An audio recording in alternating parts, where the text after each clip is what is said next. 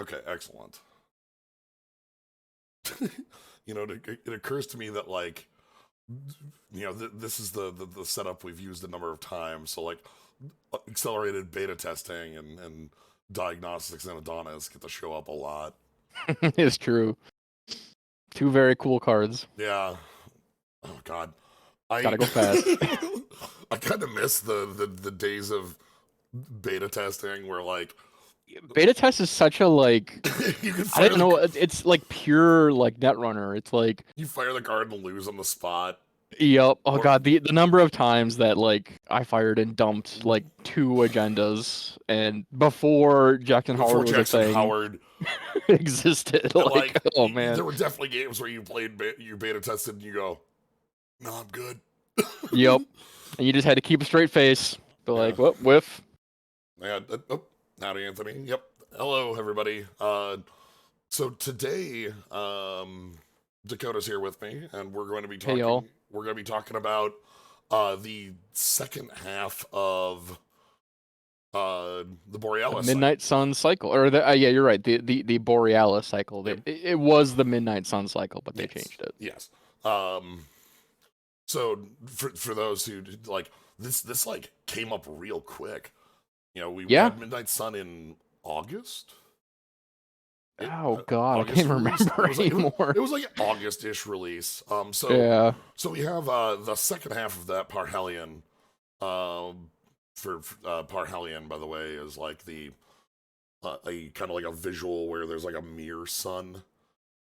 Yeah, When it's like it's synonymous with a sundog, which is like yes, a visual aberration that occurs from ice particles in the air and sunlight passing through. yeah. So like the sun is on the horizon, and due to like the ice, it reflects and shows up at like angles on the side of it.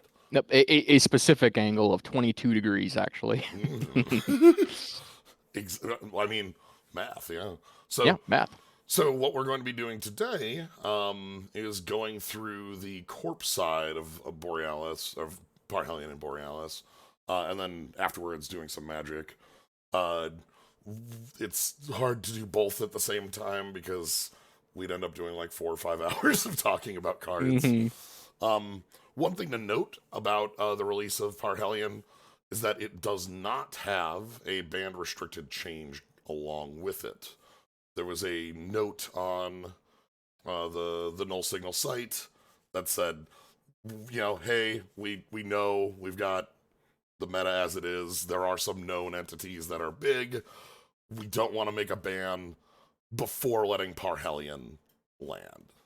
Yep. And I think that's And, wise like, generally. and I like mean, the set's right here. Why, like, we're at the point where like the major events have happened. Let's go ahead and let Parhelion resolve, and then make some changes. yep. And honestly, there was definitely some concern I think going into Worlds, but overall, I think the meta at Worlds was pretty healthy.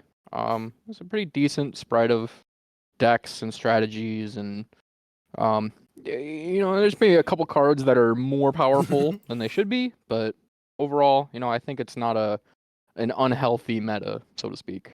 Yeah. So, all right. Let's go ahead and find our starting point. So yeah, as we were kind of talking about beforehand, spoilers for this has been going on for the last 2 weeks, and so there's some cards we're aware of, and a lot of cards we aren't. Yep.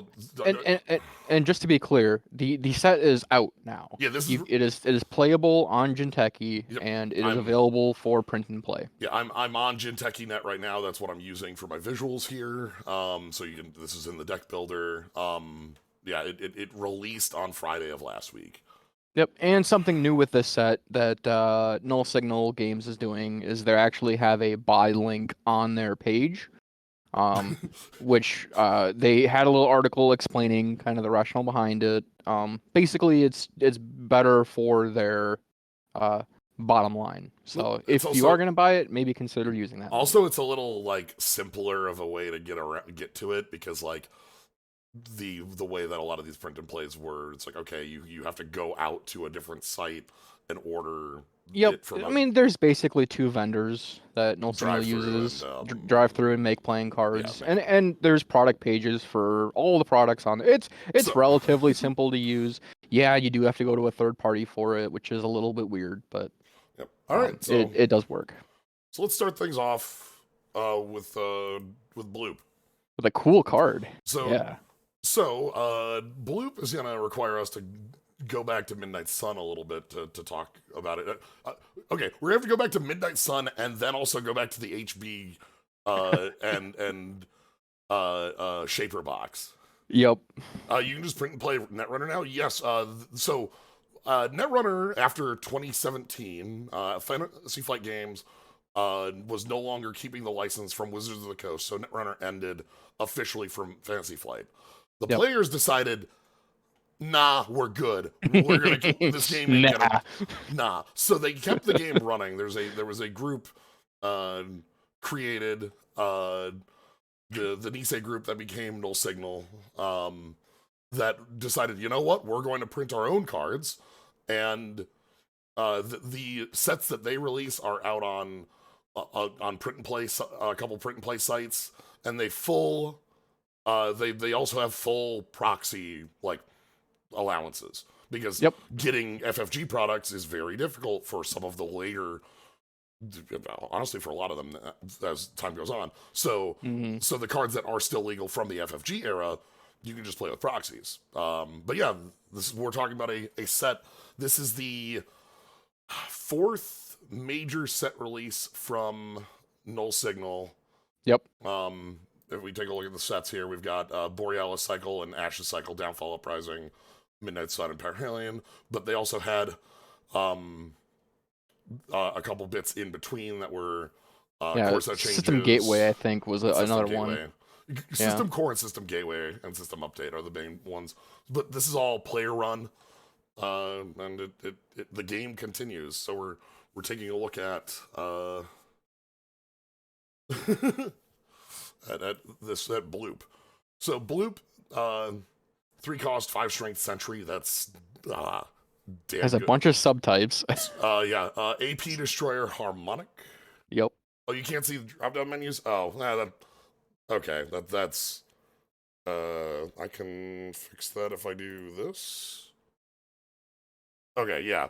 Borealis Cycle, It's Midnight funny because I Sun, can see it on my end just fine, Ashes but I'm Cycle, sure and Twitch Downfall. is I different. had to fix that. So Yeah. yeah, and then System Gateway, System Update, and System Core. These were the main ones.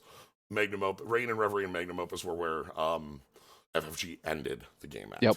So yeah, Bloop is a harmonic piece of ice, and if we go back to Midnight Sun immediately, harmonic was a subtype introduced here that is a type of ice that plays well with other harmonic. It's a tribal type. Mm-hmm. Is the best way to describe it. There were 2 in here. There's Yep. Wave that tutored ice and gained dollars for each rezzed harmonic ice, and then there was Echo, which whenever you res a harmonic ice, it gained an end the run subroutine. Now we have in Parhelion Bloop, which as a cost to res it, you have to de-res another harmonic, and it is harmonic itself. So Yeah. we're looking at a secondary cost. It's a fairly significant cost. Yeah. Not so much the credits, but the fact, like, as a Corp player, they are only allowed to res ice in Uh, specific windows when the runner is approaching that ice. So if you, for example, put a different harmonic ice down, it has to be run and then first before yeah, Bloop. they have to run that, and you have to res that before you can even consider resing this Now, card. on the plus side with that, cost isn't a big deal because Echo is cheap and They're cheap, Wave and it and seems like resing ice is sort of a a synergy positive for the bump. harmonic. Yeah, Yes. Um, so it's not bad. In fact, I think this card is well, actually also, pretty and then impressive, if we look at frankly. its subs, it's Yeah, again three subs, do 1 core damage, and then 2 trash 1 install program. which Very, very impactful subroutines. Um, kind of reminiscent of Ichi, I think. Um, Yeah, that was like a trash and and a tag slash brain, I think, on hon- each E1. honestly, the size on this almost has me thinking Archer. Yeah, It, it's a little bit more like Archer in terms of its cost and strength and it has ratio. it has an extra res Yep. cost, but I think D-res and so like D-res and harmonic ice is going to be like different, and not easier or harder, but different than like Yeah. you can know, okay, this is now a threat if there's a harmonic piece of ice up, Yep. Yeah, which it definitely helps temper, I think, sort of the face check threat for the runner, where if there are no resed harmonic ice, you probably don't need to worry about this card. yeah, Now, the Corp, if they are concerned about paying that cost, they can just put a harmonic ice in front of Bloop, and then then, res it and then res. You can set it yep, up to make sure that that's doable. You can also do a thing where like you no sorry in looking again back at our existing harmonic ice wave, when it's res, you can search RD for a piece of ice. So like you res this, you just go get Bloop and go, all right, bring it. yep, You yep. know, like okay, That's actually pretty cool. Yeah. like, and so now you have the resed ice, and you have some, maybe some cash to res it. So, Yep. um, The the the name on this card I thought was weird at first, but it's definitely grown on me. I think it's gonna be fun to say when you res it. well, Bloop.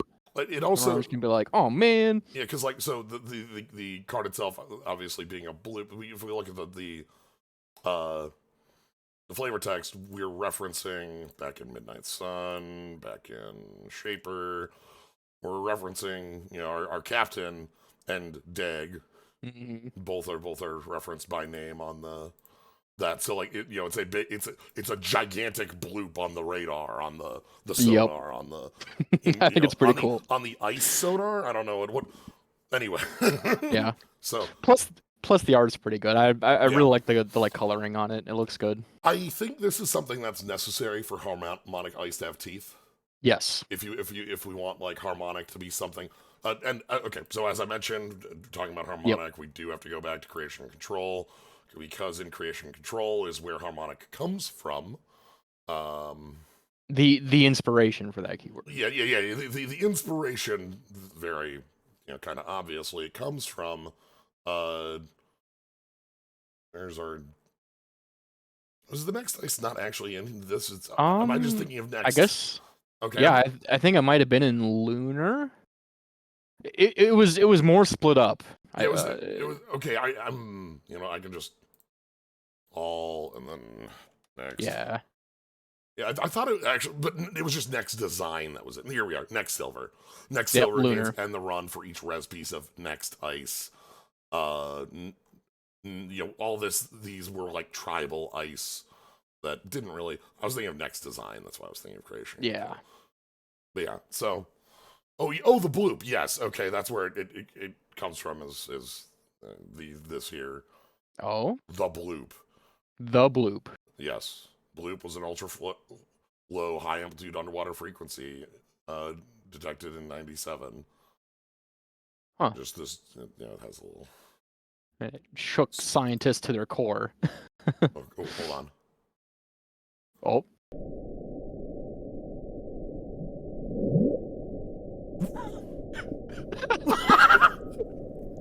That's awesome. That's a bloop. So That's definitely a bloop. so like you just listen and you're like, all right, let's we just have our ears, and all of a sudden, what? What? Oh, that's great. Thank you for that. Yeah, I hope when you res it, the bloop. Just bloop. Bloop. Okay, we want set. We want.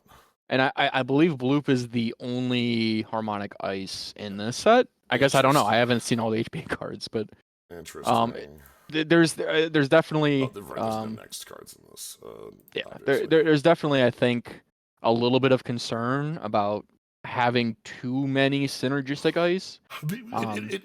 Once you get, it was the same design problem they had with Next, which is if you go too hard on it, all of a sudden it becomes too powerful of a and Yeah. too obvious of a deck build. You just Yep. 3/3/3, whatever. It's easy.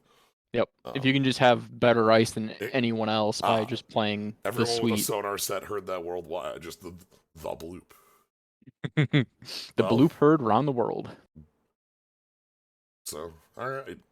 Maybe we'll see if there's more either like ice adjacent stuff like tutoring, or if there's more res derez stuff. Yep. So I'll rate that one 3 out of 5 stars just because of the stats on the card. okay, yep, three. This one's 3 out of 5. Yeah. All right.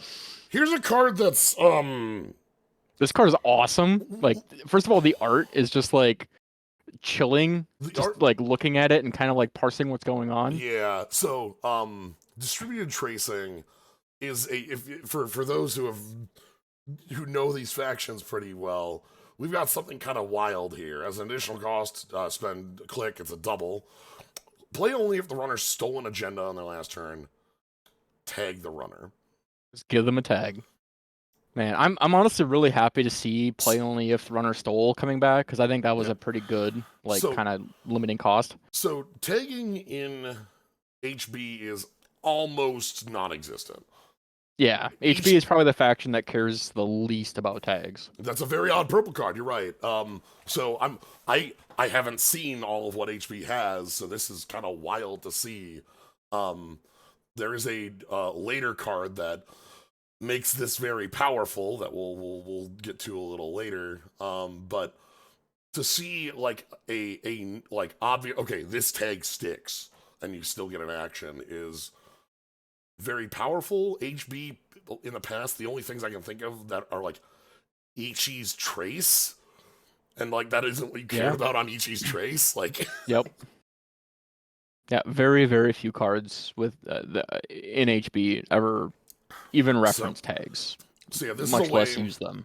This is a way to, get a tag down, and we've seen that HB has in its current pool it can have a setup that really is just like, oh yeah, fine, take this agenda. Here's Hyperloop, Here's Grand Prix. There are agendas that HB wants to hand off. So just letting you take them, and then all of a sudden, the eyes are on you. You can see the Yeah, that's so cool. the glowing eyes on our cloaked friend here as they pass by every store, knowing, oh yeah, look, we know you're here. Yep. So I guess a couple of small things. One, this is a double op, so you can't by default play 2 on a turn, which kind of limits your ability to make use of the tag. But HB can do additional clicks if there's like some kind of combo they want to pull off. We also have a 4 influence pull. Yeah, pulled out of faction seems like a likely candidate. But also tags don't technically strictly need cards to make use of them. You can just use tags to smash resources. Yeah. Which sometimes is really valuable. Yeah, I think the power of this card depends on right now. A, what other cards in HB care about tagging, which is a weird sentence to say.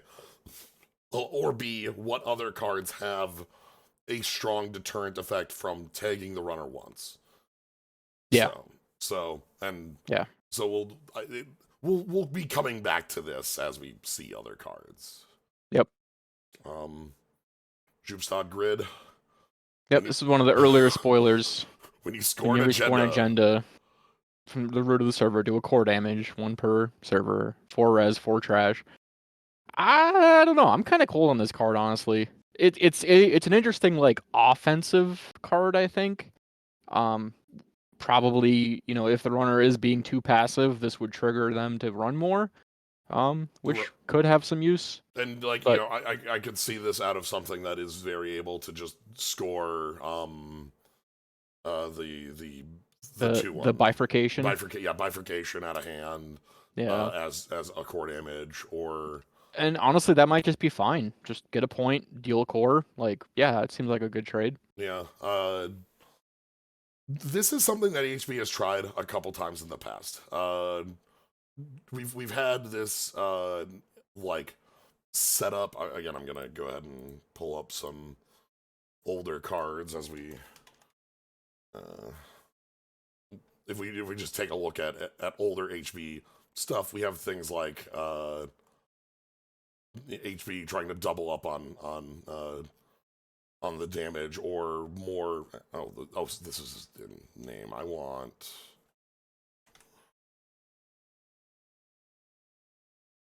Actually, no. I want. Uh, there's an agenda I'm looking for as well as an ident. I know how to filter on Netrunner DB, but not as well Yeah. on Kentucky. Type agenda. Not beta testing. Obviously, there was an agenda that was a 3-1 that just said the runner has -1 hand size. And then there was Oh yeah, it's like defective brain chips or something like that. yeah, and then there was a ident that was each player has -1 hand size, and the idea self destruct, that was it. I, Ah, thank you. I was saying I knew like destruct chip, but not Yeah, password. what was the ident called? I'm trying to remember now. Well, here it is. The runner's max hand size is reduced by 1. This is not the same as a Yeah. core damage, but it's effectively a core damage. Yep. And then if we go to identity, we get what's be running. There's an ident that has just both players have -1 hand size. It was a 40. Here it is. 40, There it is. There was a 40. Cybernetic. Yeah, there it is. Yeah, cybernetics. Cybernetics division. So, this was a thing that HP has tried in the past. This attempt at having like reducing hand size to the point where the runner is unable to make. Yeah, that was a strong theme for the Sand cycle. It Never really took off. Yeah, it never really caught on. It never took off as a thing that was like, wow, this is really dangerous, or it just was it just existed, and there were you had attempts at making decks around it, and it never really worked. And so I have to wonder: are we looking at a number of cards that aren't going to get played because it isn't strong enough, or are we looking at something where like maybe this is something you can pull into a deck that is planning on doing damage, where we want to reduce the ceiling on what our opponent has, right? Yeah. Something like a Jinteki deck that's trying to ping away, or maybe we pull some of that stuff into HB and try to ping I away guess at thinking more about this card, I do see it having a purpose. It's in a good position between winning through scoring and winning through core damage. So it kind of can bridge two paths to victory for a corp Okay. at the same time. It seems like oftentimes corp decks will either go hard on scoring or go hard on killing the runner through damage. Right. And because usually you want to pick a plan and stick to it. Yeah, you don't want to sacrifice efficiency for one plan for a second plan. But maybe you do with this card. Core damage is interesting in Netrunner in that unlike, meat or net damage, it is, cumulative. So Yeah, you don't need to just like hit them hard in a turn to knock their whole hand out. You can do it over the course of multiple turns and kind of tax the runner out of having a hand. And I definitely would like to see, that I guess kind of play actually have a place in the meta. Shupshad, Swedish for Deep City. Is this just Rapture? Is that what we have down here? Is just an underwater city with all these, I don't know. I want to know what their weapons are up to. Yeah, I mean, they got. They're apparently in deep thought until they're needed. What does that mean? All right, let's see if we got any more that comes along with this idea. Hypoxia, all right. As card's cool.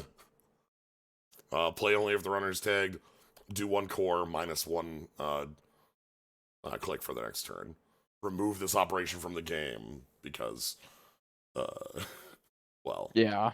So this is the tag punishment that we were looking for. Yep, this is something to do on that click 3. Guarantee a core damage, which was always kind of the one of the things that was difficult with the decks revolving around it. Was like a lot of your best ways to do it were like you had to have the runner run into Cerebral Overrider. Mm-hmm. Yeah, this is very proactive. It's you can punish the runner for not properly accounting for this. Yeah, and I'm kind of wondering how powerful this is out of a deck. Obviously, when I see a card that says the runner's tagged, I'm not thinking HB. I'm thinking like, you know, Yellow. well, right. I have, you know, our good friend Drago, who Mm, can easily throw tags around. yeah. Is this something Drago wants to apply so that like the actual kill is easier because now your hand size is lower? Yep. Yeah, and it's interesting too. Like this card alone isn't really a victory condition. You know, because it RFGs itself, you can only play it 3 times in a game at most, Yeah, and that does not flatline any runner. It does maybe make flatlining easier with other cards, but this is very much a support card for that plan. yeah.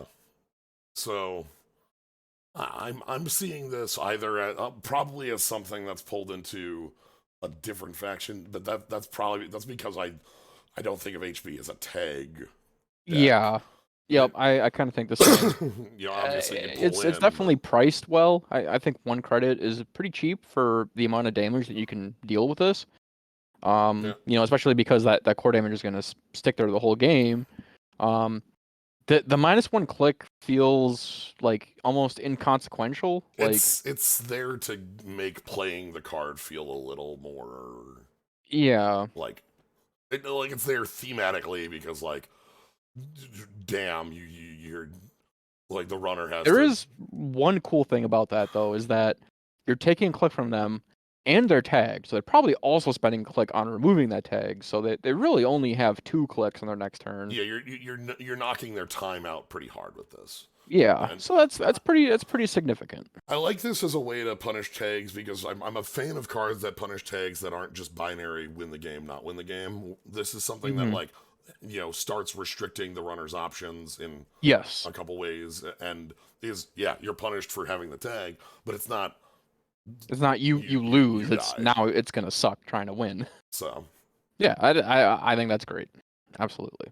Mr. Hendrick. This is one of my favorite cards that I've seen. When the runner, okay, so we got 0 cost upgrade, 2 to trash. When the runner accesses this upgrade while installed, okay, you may pay 2 to deal 1 core. If the runner has any clicks remaining, they can drop the whole turn, logic bomb to prevent it. Okay, Yep. Now interesting. see if you notice anything about this card. Something that's missing. It trashing itself? Mm, No, the flavor text gives a hint. Oh, I see. Yeah. Yeah. Okay. We do not have a unique card. Hmm. That's funny. I, so like you could, I guess that makes multiple of these way more deadly because you cannot sidestep the second or third ones. Oh, okay. Like I said, anything about that. Yeah, you could stack these up in a single You can server. just like yeah, come on in. You're taking 2 core, like you're taking a unbreakable 2 core Yeah. just for running the server. Damn. Like that's honestly, this card is pretty real and pretty scary. Like even just like randomly hitting this guy like early in the game, like are you gonna lose 2 or 3 clicks to prevent a core? Like I don't know. It's gonna depend on what I think the Corp is like. What I have the idea that the Corp. If it's just like this is there to annoy me, whatever. But like you if it also if it's like 1 click, yeah, I'll lose 1 click for that. Mhm. If it's my whole turn, Yeah, that's it's hard to tell that's a different honestly. ask. Like yeah. Um, So yeah, 2 to fire. I mean that's fairly cheap for the corp. Half as much as snare cost to fire. you know, Um, 2 to trash. I mean that's a real cost. Sometimes the runner well, may not be able to trash this from very HQ or R&D. very funny that you can just stack this up triple on a server. This Yeah, isn't unique and isn't it, isn't limit 1. limit one isn't a region. Just roll with it. Yep. Okay, that It only fires while it's installed, which I I guess is important. I was not. Oh well, that's for the next card to fix. Because Yeah, right. I know the next one. The Um, next one is pretty sick. yeah, I like reading this the first time. I wasn't terribly impressed because it feels like it's like okay, you pay $2, then the runner goes cool, I don't care, and trashes it. But like if you can set up either like multiple or just have this as like deterrence on like even centrals. Like that can be Mm-hmm. okay. Yeah, yeah. I think early game, if you see an upgrade like and no ice and R&D, you might think twice about running that Or you might server. do it on click 3. Yeah. I that's one of the things is that like I think the most dangerous problem this card can have is that if the runner is aware of it and can catch it on click 3, spend 1 click and $2 to make you spend $2. Um, I would do that any number of times. Yeah. Yep. That's I, reasonable. I Yeah. would I think there's definitely a bit of a learning so curve for the so you, runner in playing around this effect. yeah, and also for deploying it. So interesting. Again, we're looking at more of this core damage setup, and this is a way that is a lot more reliable than cards we've seen in the past. Mm-hmm. Um, anyway, speaking of reliable, it's this one I know. All reliable. This is Nightmare Archive. While the runner's accessing this asset in R&D, they must reveal it. When the runner accesses this asset, comma, no other words, they may add it Yep. to their score area as an agenda worth -1 agenda point. Yeah. Even in archives. If they do not,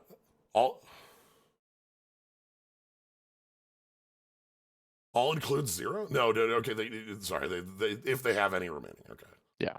But yeah, if they do not do 1 core damage, remove this from the game. Yeah. So, I do like how no matter what happens, this gets removed from the game. Really kind of highlighting just the impact this card can have. yes, There's no cost to fire it. The corp doesn't have to spend $3 or anything like that. It's just, do you want mine as a point or do you want a core damage? That's the choice. and the biggest bit, the thing that is absolutely necessary to note on this. When the runner accesses this asset, there is not a parentheses except from archives. Yep. And parentheses. That makes So you can just poison your archives, and it makes this a lot more of a problem. They have to make the choice. There are a number of traps like this that do exist that do have the ignoring archives when this is accessed. Yep. And this is just, if this is accessed, either bad thing or bad thing. Right? Yep. So this is like, and no cost to you, like from anywhere. Yeah. This is very, very nice. Yeah. 4 influence means that it probably won't get splashed out of faction, but if it was less, I'd probably consider it because this card is like free value. Yeah, right. That's the biggest thing about this is that it's not pay 2 to fire it. It's not only from X, Y, and Z. It's not, Yep. and it's not even like an effect that can be ignored. Space Camp was one like this where it's like you can advance a card and like you can just access it and not fine. Cool. But Yeah. like and it's not like Shock where Shock is every time. This is just once, but damn if it hurts. Yep. Oh damn! I hadn't. I knew that the trailer was coming out in like at this time, but I did not see the Battle Network Legacy ranked online play. That's cool. But yeah, this card. Yeah, I really like the design of a card that is impactful and non-recurable. Yes. I think that's a very cool space to explore. And like, it very much is not going to be. It's hard to ignore this. Say if you run into 3 of these and you just decide I'll take the -3 points. Now you're on the hook for 10 points in the game? Oh, man. Like, okay, Yeah. good luck, Yep. Especially against, like, if we're looking at a deck that's able to, maybe biotic or score from hand, or forbid they're even running, GFIs and they have even less points in the deck to the point where, like, if they have, 6 scored and you're at -3, you're on the hook for every agenda in the deck, right? Or something like that. You can get into really bad scenarios when you're at that level of minus points. And on the other hand, if you just decide like I'll take like core damage, your options are very restricted, and you might be liable for just getting knocked out by some other like 3 core damage says 2 hand size. 2 hand size is like dead to snare showing up, Most things, yeah. is dead to, this is something even just as like if I could run if I'm looking at a PE deck and I don't feel like there's too many other things I need to pull from outside of other factions, would be a really, Yeah. powerful extra thing to have around. Yep. For Either certain PA decks, I think this could easily be worth the the 4 four influence. So Yeah. yeah, I like, as you said, I like that it's a one, because like Shock is the card that comes to mind when I think of an asset that was a trap from archives, and Shock was the most annoying card in the universe Yep. because you couldn't get rid of it outside of an archive interface. Like you basically had to play cards that didn't do anything in any other circumstance to fight it, Yeah. which doesn't feel good. All right. Yeah, very cool card. I hope it sees a lot of play. Yeah. All right. Ontological dependency, which is this is we have a number of these that are kind of like messed up bits. This is the one that's like very like the idea of this is like very dark cyberpunk. I didn't think about that. But yeah, you're right. Because it's like a hologram of a family member who is controlled by who you still have all these feelings for, and they're controlled by this megacorp, Yeah. bending the minds of those below you. This is a 4/2 that gets -1 advancement for each core damage. Part of a cycle in this set, I believe, of 4/2s that have a scaling advancement requirement. Well, then one of them's a 6/2. Yep. And I think this is Yeah. I guess I haven't seen all of them, but I think this is the only one I've seen that doesn't have a lower limit. This can go to 0, yeah. I mean, technically it can go negative, and I wonder if that breaks the rules in some sense. But it probably doesn't matter, frankly. So with 1 core damage on the runner, We're which looking at is 3/2. yeah, it's a 3/2. Like that's a playable card, even with no other text. That's a playable card. With 2 core damage, it becomes a 2/2 agenda, and that which basically means that you can just win the game, like when you draw these cards. Or you can put it in your grid and do another. You can. right? Like you can. Oh yeah. You can keep pushing. Not only you can push the win con on points, you can push. Oh, that's scary. Yeah. Yeah. So and like honestly, this is I think like probably one of the missing pieces for the brain damage deck. In that having a way to score out is so invaluable. it was definitely a piece that, like, when we saw the previous iteration with like self-destruct chips is fine, but it's 3 points out of your 20. Yep. Like here we've got 6 that we're counting on, and we're probably also playing the 2/1. Yep. Well, you say punish or help, they bring Essa and then try to punish her. Or what if Essa shows up and goes, cool, sabotage again? Like, I don't care.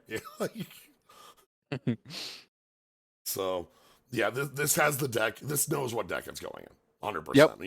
You, if this is in your deck, you know what you're doing. There is an interesting question about how that matchup against Asa goes. Like, is Asa gonna help you score this, or are they just gonna ditch that plan? Time will tell. All right. Next up, we got another I guess harmonic. there was another harmonic. Okay. All right, Pulse. When you res this ice during a run, the runner loses click. Okay. And it's on res. So that's like a Sure. pretty badass version of Enigma, like right off the bat. And then we have guarantee click loss. Runner loses 1 for each res harmonic, and the runner lost click. Okay, so this is like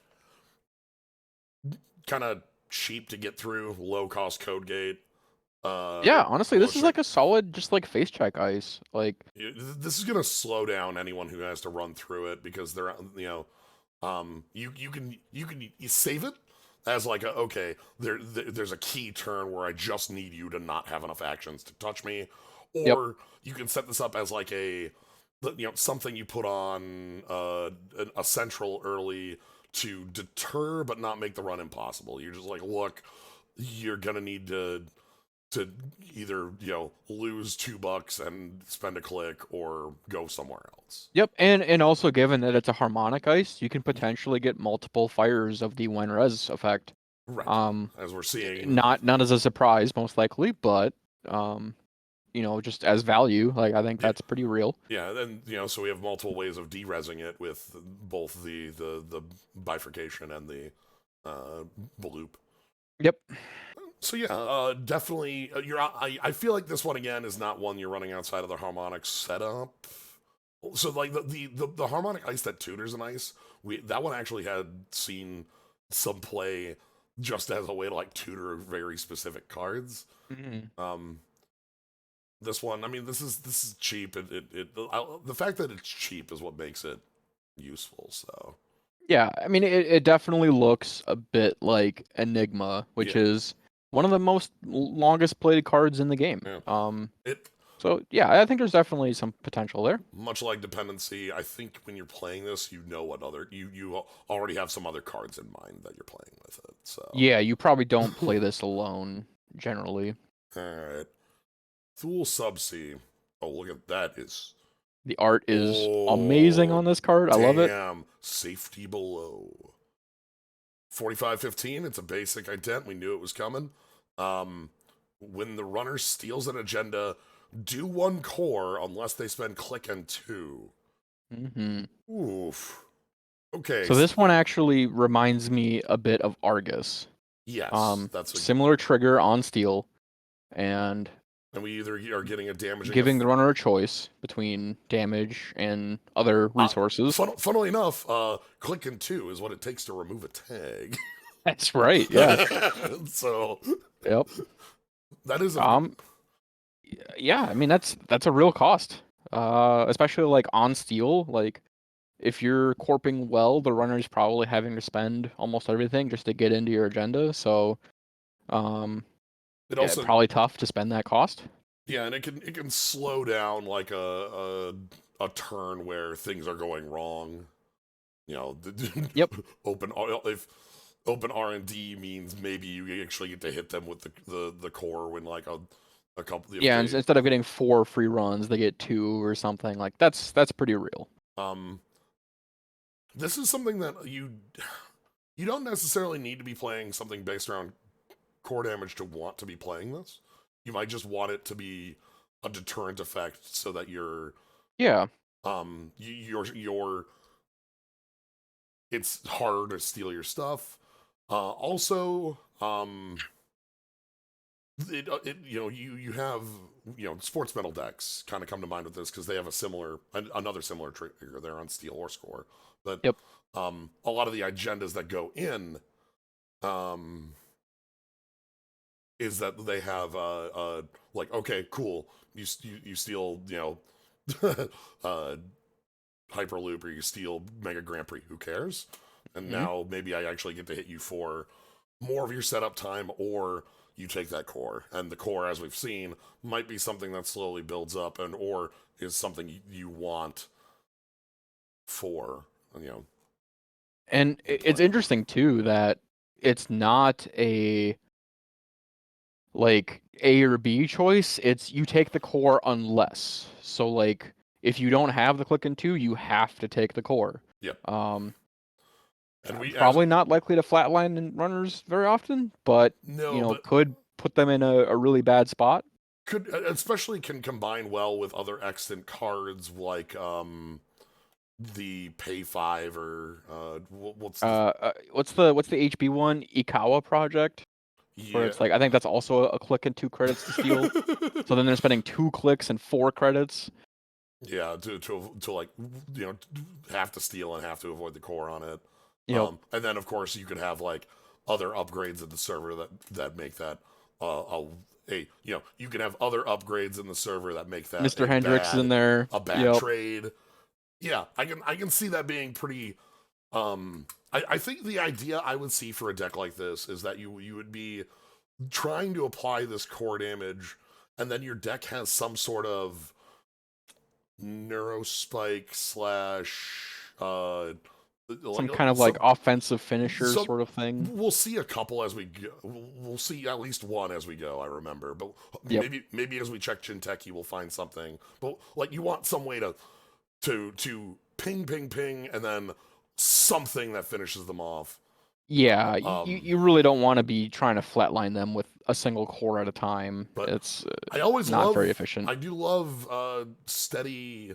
Like okay, cool. I get value off of things happening. Mhm. Does not work off of Nightmare Archive. This is not Yes, stealing it is energy. not stolen. It is added to their score area. Yeah. So all right, and Yeah, then very cool. and So that's that's all of HP. okay. So HB finally has like in our last in half of Midnight Sun, HB was like very meandering. I didn't feel like there was a lot of an identity in Midnight Sun.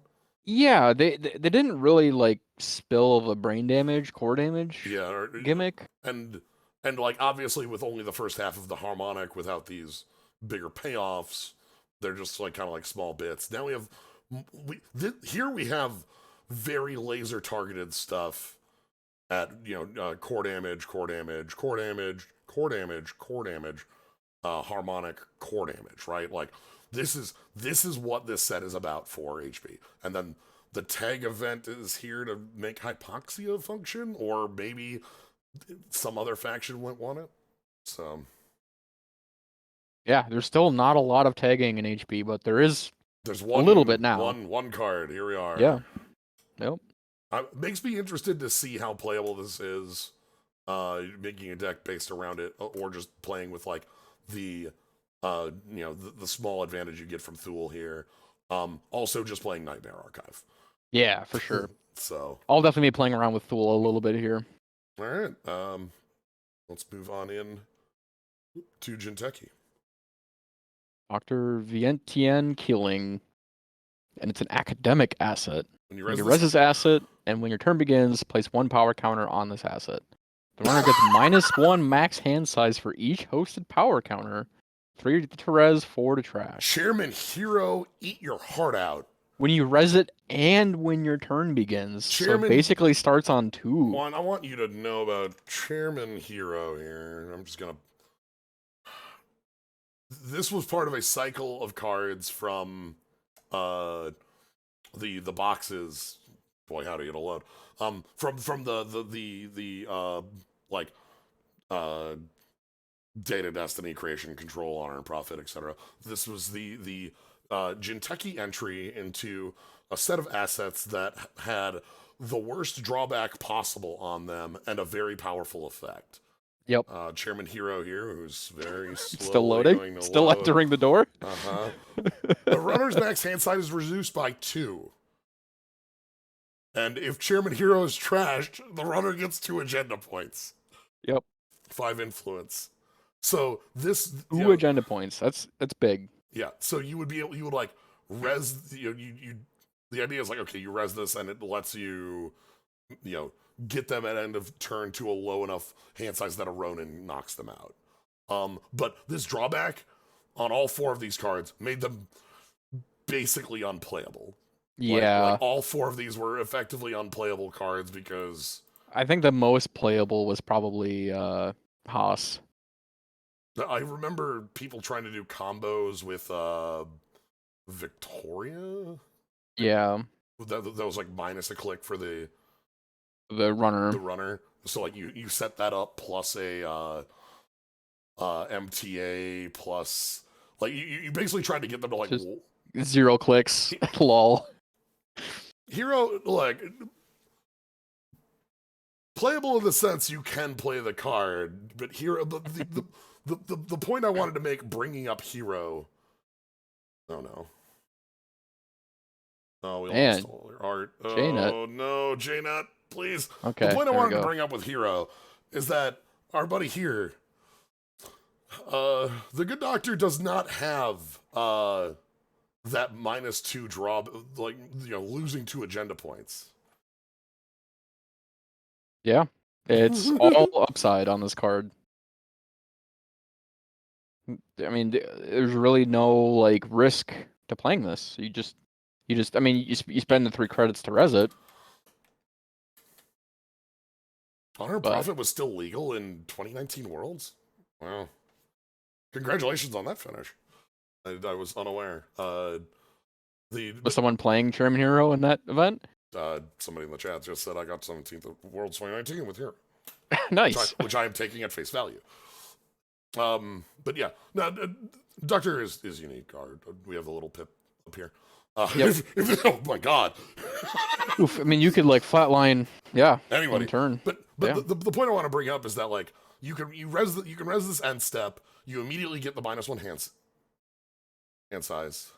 Yeah, so they have to discard down to 4 at the end of their turn if you res it at the right window. And then your turn begins, you get another counter on it, down to 3 max hand size.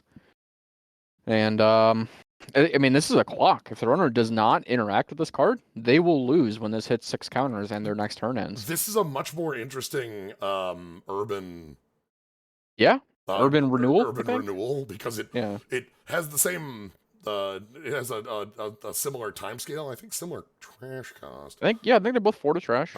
But like, damn, if you aren't like you both need to answer this, and also even if you don't answer it immediately, having like -1, -2 hand size can quite quickly have you dead to a Jinteki deck. Yeah. So, yeah, if you decide to wait 2 turns to deal with this, like you could just die before then. Or say we have this with a what's the ice that like on res you can pop a card from your hand to deal 2 net damage. Oh, anemone. Yeah, like you can defend this with Hokusai. You can defend this with real stuff. Yeah. Like, this is a very, very interesting threat to have immediately. The scalability and the speed really get to me. Yeah. And again, because like the big point I wanted to make with the Hero comparison is that Hero's drawback is gigantic, and yet like you would still attempt to find places to play this. You know, everyone did try to play all 4 of those chairman cards, because in general all 4 of their effects were powerful. And here we have Hero's effect basically on on res. Basically better and on a card that doesn't have a drawback. The only difference is you don't get the immediate -2 discard. You get up to -2 on your turn start. Yeah. But yeah, still, that's true. The point I'm gonna be scared of anyone who reses this. Like like it's gonna be res, especially because if they end step res it and then protect it. Yeah. And then it's like, well, hell. This is awesome. Like this is, and like I think something that Jinteki has been lacking is a way to like to make that kind of open threat. Well, like usually the open threat that I've seen out of Jinteki decks seems to be Clearinghouse. Clearinghouse or like Ronin, but like but like this is a clean threat that will end the game like alone, no friend, nothing else needed. But if you have anything else, it'll speed it all. You know, it can make protecting it easy, and also So she's got So she's got crab claws. She's got she's got there's like a crab man over in that monitor. We got like crab people over here. We got like crazy. Anyway, powerful. What else is Jinteki up to? All right, well, let's find out. That's a damn powerful. When you Hafrun. Barrier code gate? What? Okay, that's new. That's new. Hold on. It says 2 ice types. It's a barrier and a code gate. So barrier code gate is effectively just a downside because it means it can be broken by both fractors and decoders. When you res this ice during a run against this server, you may trash a card from HQ. If you do, choose 1 installed runner card. That card's abilities cannot break subroutines for the remainder of that run and the run. Okay. So when you res this, you can trash a card from HQ, so there's a cost. If you do, choose 1 installed runner card. That card's ability. So you get to blank a breaker, or really any card for a run. For a run. That's awesome. So that does explain why it has 2 types, because if the runner has both breakers, they can still break this. Yeah, so if they have a full rig, which is to say, barrier breaker, code gate breaker, sentry breaker, a killer fractor and a decoder, then they can still get through this.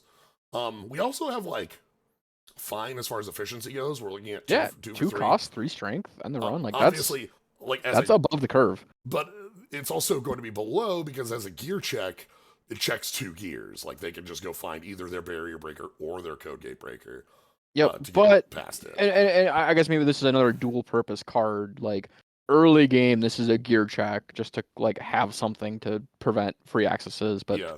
late game, this is a like a trump card on the Hail Mary run. Like, And oh, you wanted to use your Caldera to soak my damage? Like, nope. yeah, because it doesn't say breaker; it says installed card.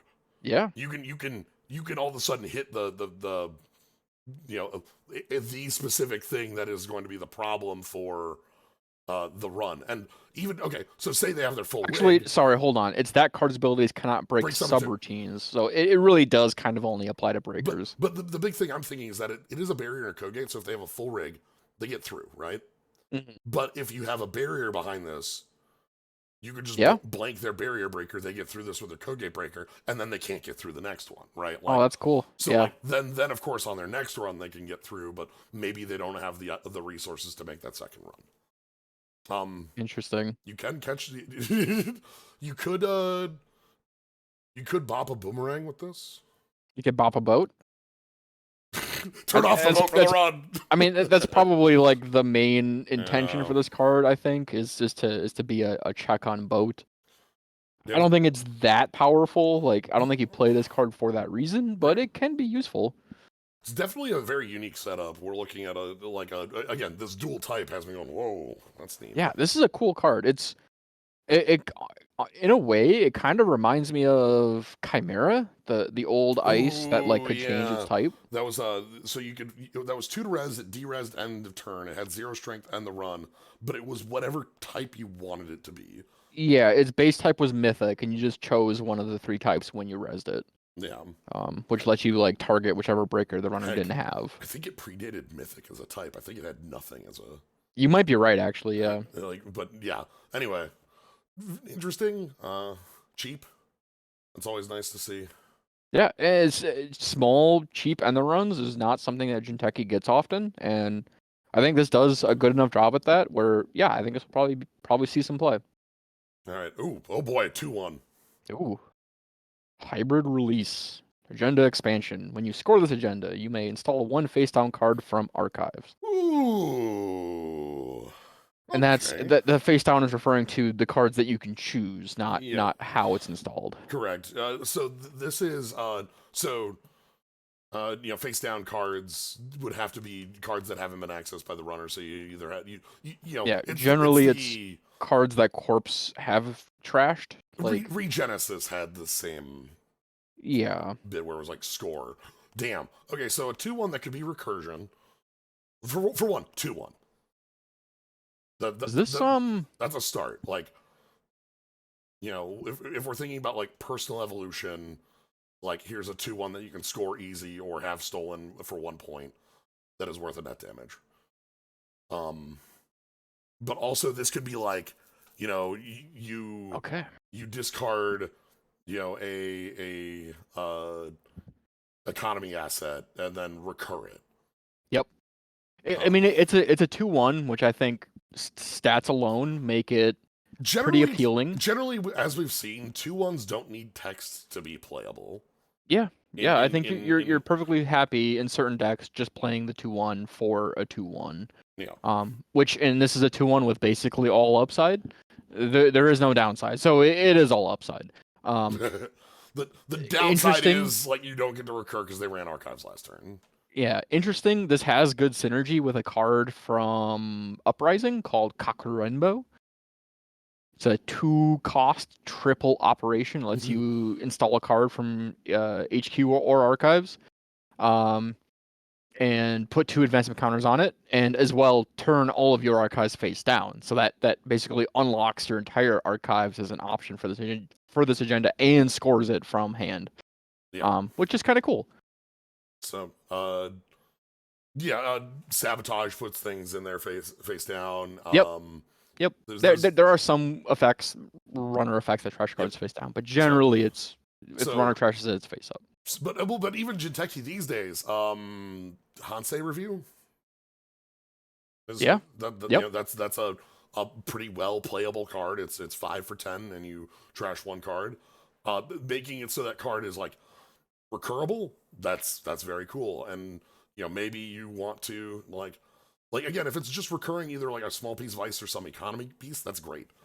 Um, the card itself, as far as flavor, reminds me of like Deus Ex Human Revolution specifically. Obviously, we're looking more at like hybrid folks who look more like treants. Yeah. But like the idea in Human Revolution was a cyber corp who had the control over like a specific like fuel that was needed by people who had cybernetic implants, or else their body Mm. would reject those implants. Hmm. Coral would make, yeah.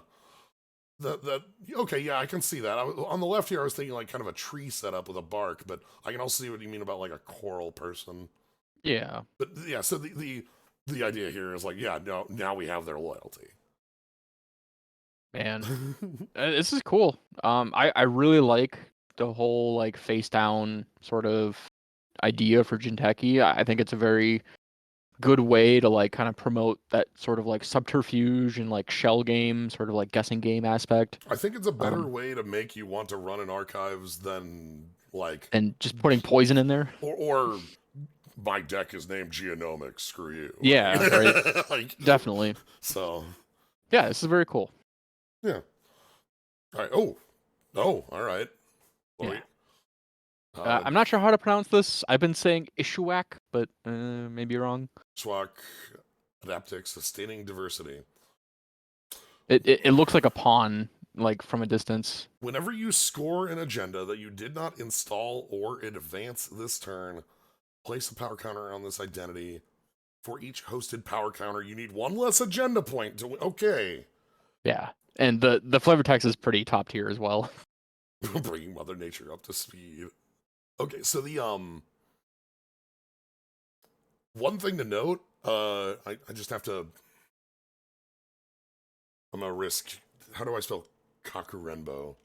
Kaku. That should be. Yeah, should be enough. So if we played Kakurenbo, put down a 2/1, and immediately scored it with this No, event. because it's installed or Oh, advanced. it's This installed. turn. Okay, so it needs to have been okay. Yeah, it has to be on the table and fully advanced. Not fully advanced. That Oh, or you need to that's have some way of putting that, counters on it. Yeah. that was the point I wanted to bring up. This was Yep. I forgot that didn't let you like target. So like the thing about the word advance is that it has a specific meaning in the game of Netrunner. It is the action of paying 1 credit to Spoilers. paying 1 credit to place an advancement counter on a card. Yep. It is a basic game action similar to draw a card or gain a credit. But the idea of this card is you had to have won a shell game. Basically, you played mitosis and won. You Yep. played Yep. right? Like that's the idea. You played mitosis and won. Yep. Yeah, very high risk, a high reward, I think, is the idea. What? Boy, I honestly like the idea of having a fully advanced agenda on the board and not scoring it is like such a Lacosta as not well. Netrunner thing. Like Lacosta is the other one I was thinking because Lacosta is place an advancement counter at the beginning. Yes. Yeah, and any of the shipments, any of the Trick of Light, things like that. Yeah. So, but you have to but no matter what, the agenda did have to start in play. Yep. Like it one thing though with talking about the shell game though, just to speak to that idea of the card, this makes the shell game in my mind more powerful because your opponent's going to see this identity and know that like you are planning on winning the shell game. Yeah, like right? it changes how so the runner views your cards. If I play PE and I play mitosis, there is a higher chance in my mind that I might think that is a NGO plus a clearinghouse, or Mm. something like that. Whereas out of this faction, I would be expecting one of those has a higher likelihood to be an agenda. Therefore, as the Corp, I can use that and make sure that my cards are actually traps. Like, Yeah, you know, yeah, that's true. I can Yeah. pull the opponent into the trap more because they expect the trap to have the payoff of not the trap. You know, With proper setup, this identity can create some ridiculous upsets. I mean, you can score, you can win the game scoring out from 1 point if you have two-point agendas on table ready to score. Like that's crazy. well, Um, one other thing to think about with this is we have definitely seen game states where you are able to score Obokata on a table. mhm. And if you score Obokata on a table, this is 4 points. Yeah, Right? Like that's yeah, that's over half of your points, right? And it also, with this specifically, with hybrid release, now all of a sudden install advance pass, is like, oh shit, they're gonna get 2 points. that could be 2 points. Yeah. It could be overwriter. It could be the I forget the name of the new June bug that doesn't have a cost to it. Urtica Cipher. Yeah, Cipher. So this definitely is a different, like, presents a fun threat. It also, as a couple of people mentioned, the fact that it says advance, as I've said, means you could also do some shenanigans. Big deal nonsense, right? Yeah, Like, big deal. Yeah. as long as the card was installed, big deal. So And this is actually really cool. When I first saw this, I was not that excited about it. It definitely kind of reads as like a spike card, I think. It's literally playing with the win con, sure, lowering what you sure. need to win the game. But I think this is a much more fun type of identity, like you were saying, where you get to play with the runner's expectations, and the runner changes how they play, how they interact with your board, which is Yep. pretty exciting, honestly. One of the things I want to note on that point, just one more bit on that, is that with a lot of earlier card pools, like Jinteki wanted to play the shell game for so long, Hmm. and it was never really there. Yeah, There weren't enough viable options. threats, Yeah, like there weren't, like, for years. If install advance was there, you would be like, cool. There's one of 4 cards that can be, and two of them yeah, are like, that it's Junebug, it's Overrider, it's it's Ronin or Ronin, it's an or it's an agenda. agenda. Those were like Yeah, your 4 choices, and yep. you could kind of tell from you had a better ability to read from the position what it could be because there were only so many limited options. We Hmm. have reached a point in the game where not only do we still have, like, the main crux of those options, we have NGO as a money threat, we have clearinghouse as a game ender, and we have better ways of placing them on the table. Yep, With like mitosis. So yep. we're in a place where that shell game uh can be much more successful due to the breadth of options. And of course, Yeah. hopefully the payoff from this. Yeah, So this is very cool. Probably the biggest cost you take by playing this ident is you're not PE, you're not be yeah. but maybe this is worth it. Maybe, who knows? Maybe we find out that PE gets put back on the ban list 4 months from now, right? Like it only recently escaped. We only said we're taking it off once. We didn't say we're gonna take it off Yeah. forever. All right. Oh, we got a new grid. Not a civic. Nanisivik. Not a civic. When the runner approaches the server, you may turn a face down piece of ice face up. If you do resolve a sub. When the runner Oh! approaches this server, you may turn a face down piece of ice in archives face up. If you do, you just resolve once. That's Oof. awesome. That's amazing. Okay, so here's another payoff for that face down stuff where we were talking about, where, like, we want to make it so that the runner has some reason to be touching archives, and a baddie that always works. Yeah, I say always in the sense that it forces them to run archives to turn it off rather than win a side win game. a side game. Yeah, Uh, yeah. This is very interesting. Because not only can you declare the run ended on the spot, sure, that's an option. You can declare 3 net damage. You know, like Yeah, I, yeah, you're right. I declare. Wait, so if you resolve a sub on no, because they're not encountering They're the not ice. They're just encountering this. You're just so firing. like the header text on Anansi wouldn't trigger. No, because they did not encounter. The runner cannot interact with that subroutine. They cannot break it. Um, God, that's really cool. I feel like though this is a card that I would play and just end up being frustrated with it because I would never have face down cards in Right. archives because you would just not allow that to happen. Once you see this, archives is getting run all the time. Yeah, but I mean that maybe that's a tax in and of itself. Right. Yeah. Jinteki does have ways to add cards to archives during a run, so like even if you do keep archives clean, it may not save you from this. And also if the payoff on this is 3 net damage, that in certain circumstances that can just be death. I do wonder though.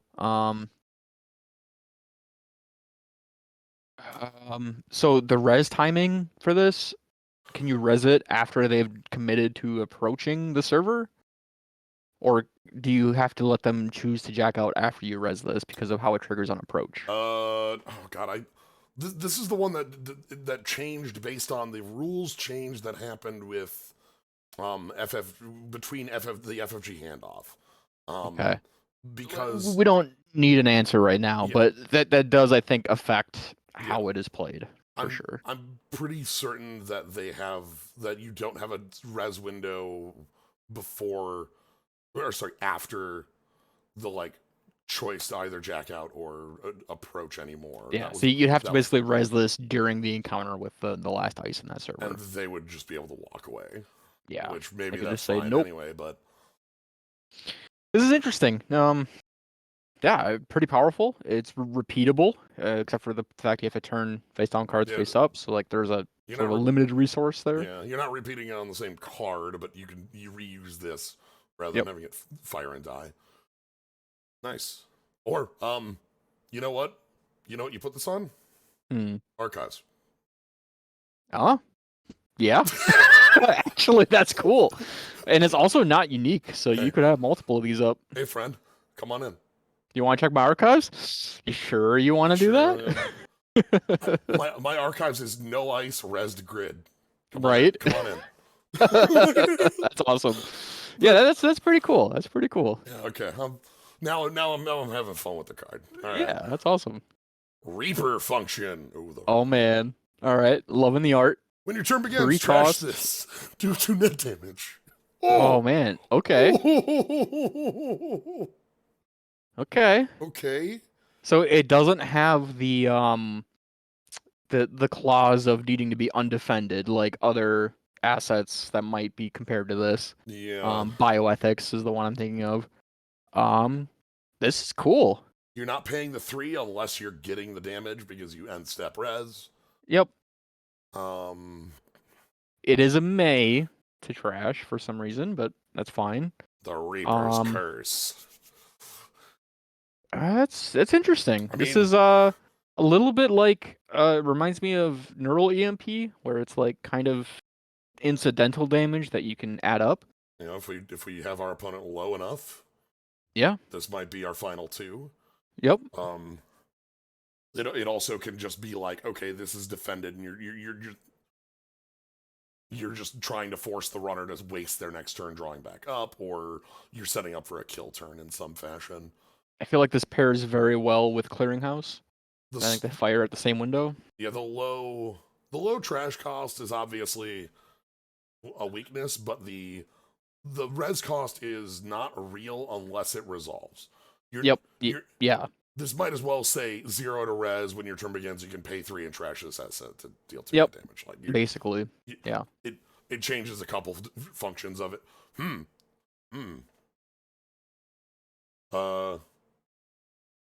Is there a combo you can do with this and Ob? And yeah, I mean, it does fetch a 2 cost. So it fetches a 2 cost, but you wouldn't be able to res the 2. Wait, no, does it come in?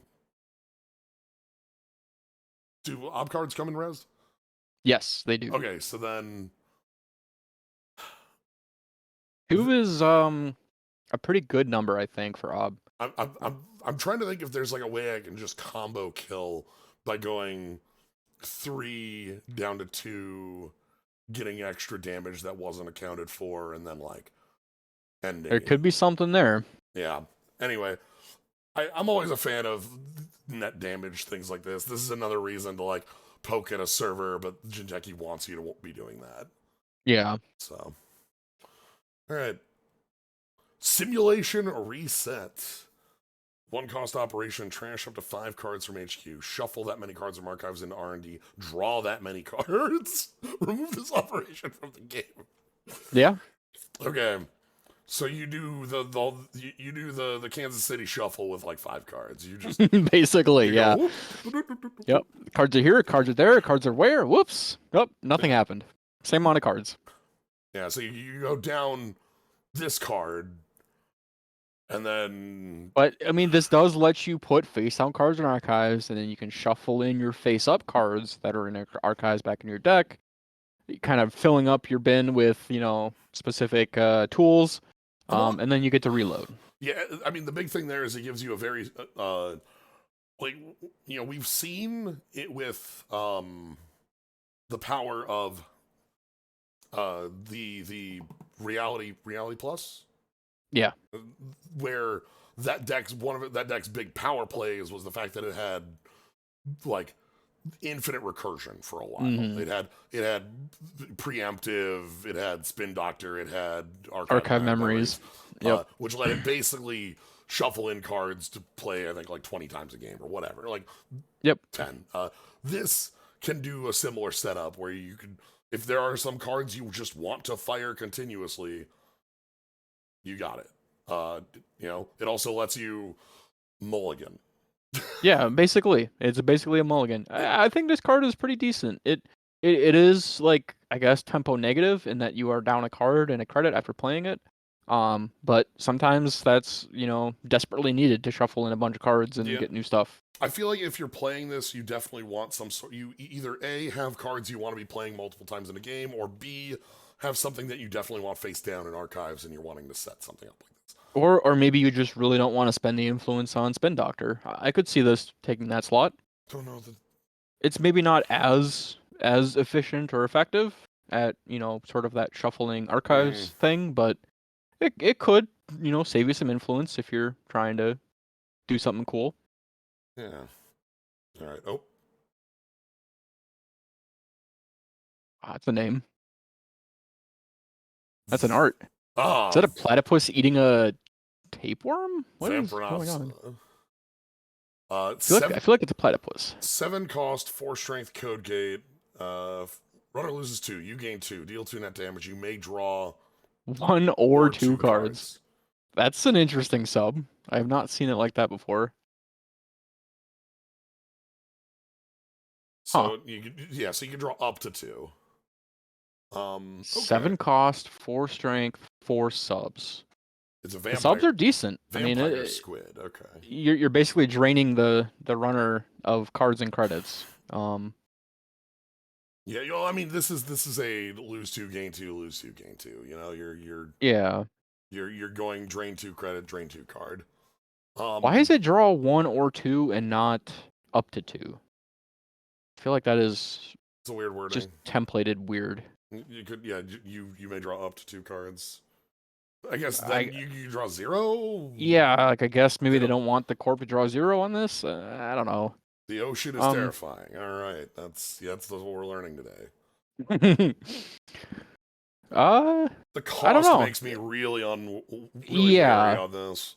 Like 7 cost is like almost a Nancy toll booth. Like this does not look like one of those ice to me. Yeah, Anansi's 8, right? Yep, 8 and 5 as his toll booth. So, and we're not even talking like, we're talking a lot of subs. So like the cost to break is going to be there just based on 4 subs, though maybe that you just ignore your draw or something like that. Yeah. Like I think the thing about this card is that like there are Jinteki decks that play low, like low to the ground, like Hmm. cheap effects, cheap cost, and then there are the Jinteki decks that do play on they play Anansi, they play these really high impact ice, and this is a high impact code gate. You usually it doesn't have an end the run, but you can't repeatedly run through it. That's for certain. Um, Yeah, so like in a deck that is going to be a higher end deck, this slots in pretty well there. this does kind of remind me of, I think it's DNA Splicer, the 8/6 code gate engine techie. Has 3 Oh. subs. Runner takes the damage and loses 2, 3 times. I don't know. Like this feels like this card compares poorly to that card. Yeah, I'd agree on that assessment. I like the pulling it back in, or just a damage and uh, credits there. But I don't know. I mean, maybe this is fine. Jincheki does have some code gate synergies. There was one card in the last cycle that cared about code gates, but I don't think that's enough reason to play this. Oh, the one I that's don't like know. cost less for code gates, was that the? Yeah. Yep. Yeah. So I don't know. I guess I'm kind of not all that thrilled about this one. I get what it's doing, and I do like the kind of drain sort of flavor, like the vampiric sort of drain sense, but I I think don't know. I think the big thing on this is that if you do get to fire this and not have it, like if you fire this and like they don't have their breaker ready, it is 5 costs rather than 7. Yeah, Like that's true. you're getting a refund and you're getting some pretty hefty like annoyance out of this isn't like murderous, but like lose 2, deal 2 net damage is pretty annoying, and they're not gonna I want mean, this is costly to break too. I mean, that. the runner's probably spending 6 credits to break this, so Well, so a conspiracy breaker is exactly 6 to break this, right? yeah. Yep. Which that's high. And even like, isn't Gordian Blade like 6 to break this as well? Yeah, 2 to Or pump, 4 to I guess break. Unity would already be at strength, so it would be 4. But even having Unity cost 4 to break a code gate's pretty hefty. Yep. Okay. Yeah, again, there are different styles in Jinteki. Like it's funny, Jinteki obviously is known for its shell game, surprise, got you with snare, but there's also the side of Jinteki that's big game, big money, long, old RP, Mean ice, really. yeah, really mean stuff, and this can slot into that. Yeah. Yeah, So you're right. okay, so we don't have as much of a again compared to what we had in HB. HB was laser focused. Here we have like more of a smattering. We have face down is one of our big bits, Yep. and kind of a we have a couple damage pieces with the Doc and Reaper. Yep. And then we have our setup here. So we have a couple different directions, which I think is Honestly, I'm a little bit disappointed not to see any advanceable assets in this to go set. with. Yeah, to go with the ident. Like I feel like that's really what it wants to play is things that you can advance and Yeah, mess with the runner. there's no new shell game target in this for it, which you Yeah. did it But have I one? mean there could be in a I different mean, faction too. I guess there was in Midnight Sun was part of it. Yeah, you're right. Yep. So There okay, was one there. so that's Jinteki. Let's. All right, freedom of information. This is one you mentioned again. This being a cycle where we have a agenda that's lowered in cost based on. Yeah, I guess Shinteki didn't have one. Kind of surprised. Jinteki does. It's hand size.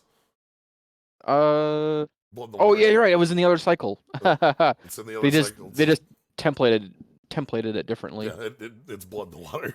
Yeah. So Okay. -1 for each tag the runner has. You land hard hitting news. This costs. Cost you nothing. It's actually terminal events end it flat. You don't have a window to score. Yep. It ends your action You phase. can't take it that way.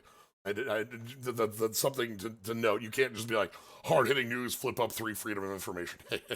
Yeah. But as we've seen, like, uh, you know, there've been a lot more because we aren't in an era where like scorched earth is the binary kill. Mm. We have a boom and such.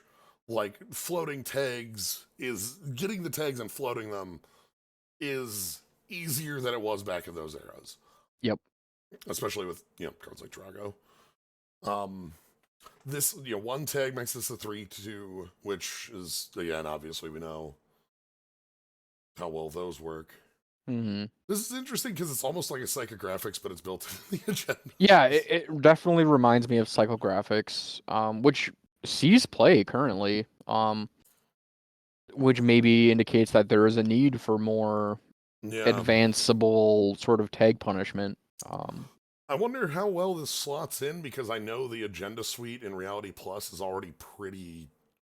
yeah, so like that specific deck, which plays 6/5/3s, Yeah, deliberately, probably doesn't play this, but maybe in a CTM deck, I could see this getting played.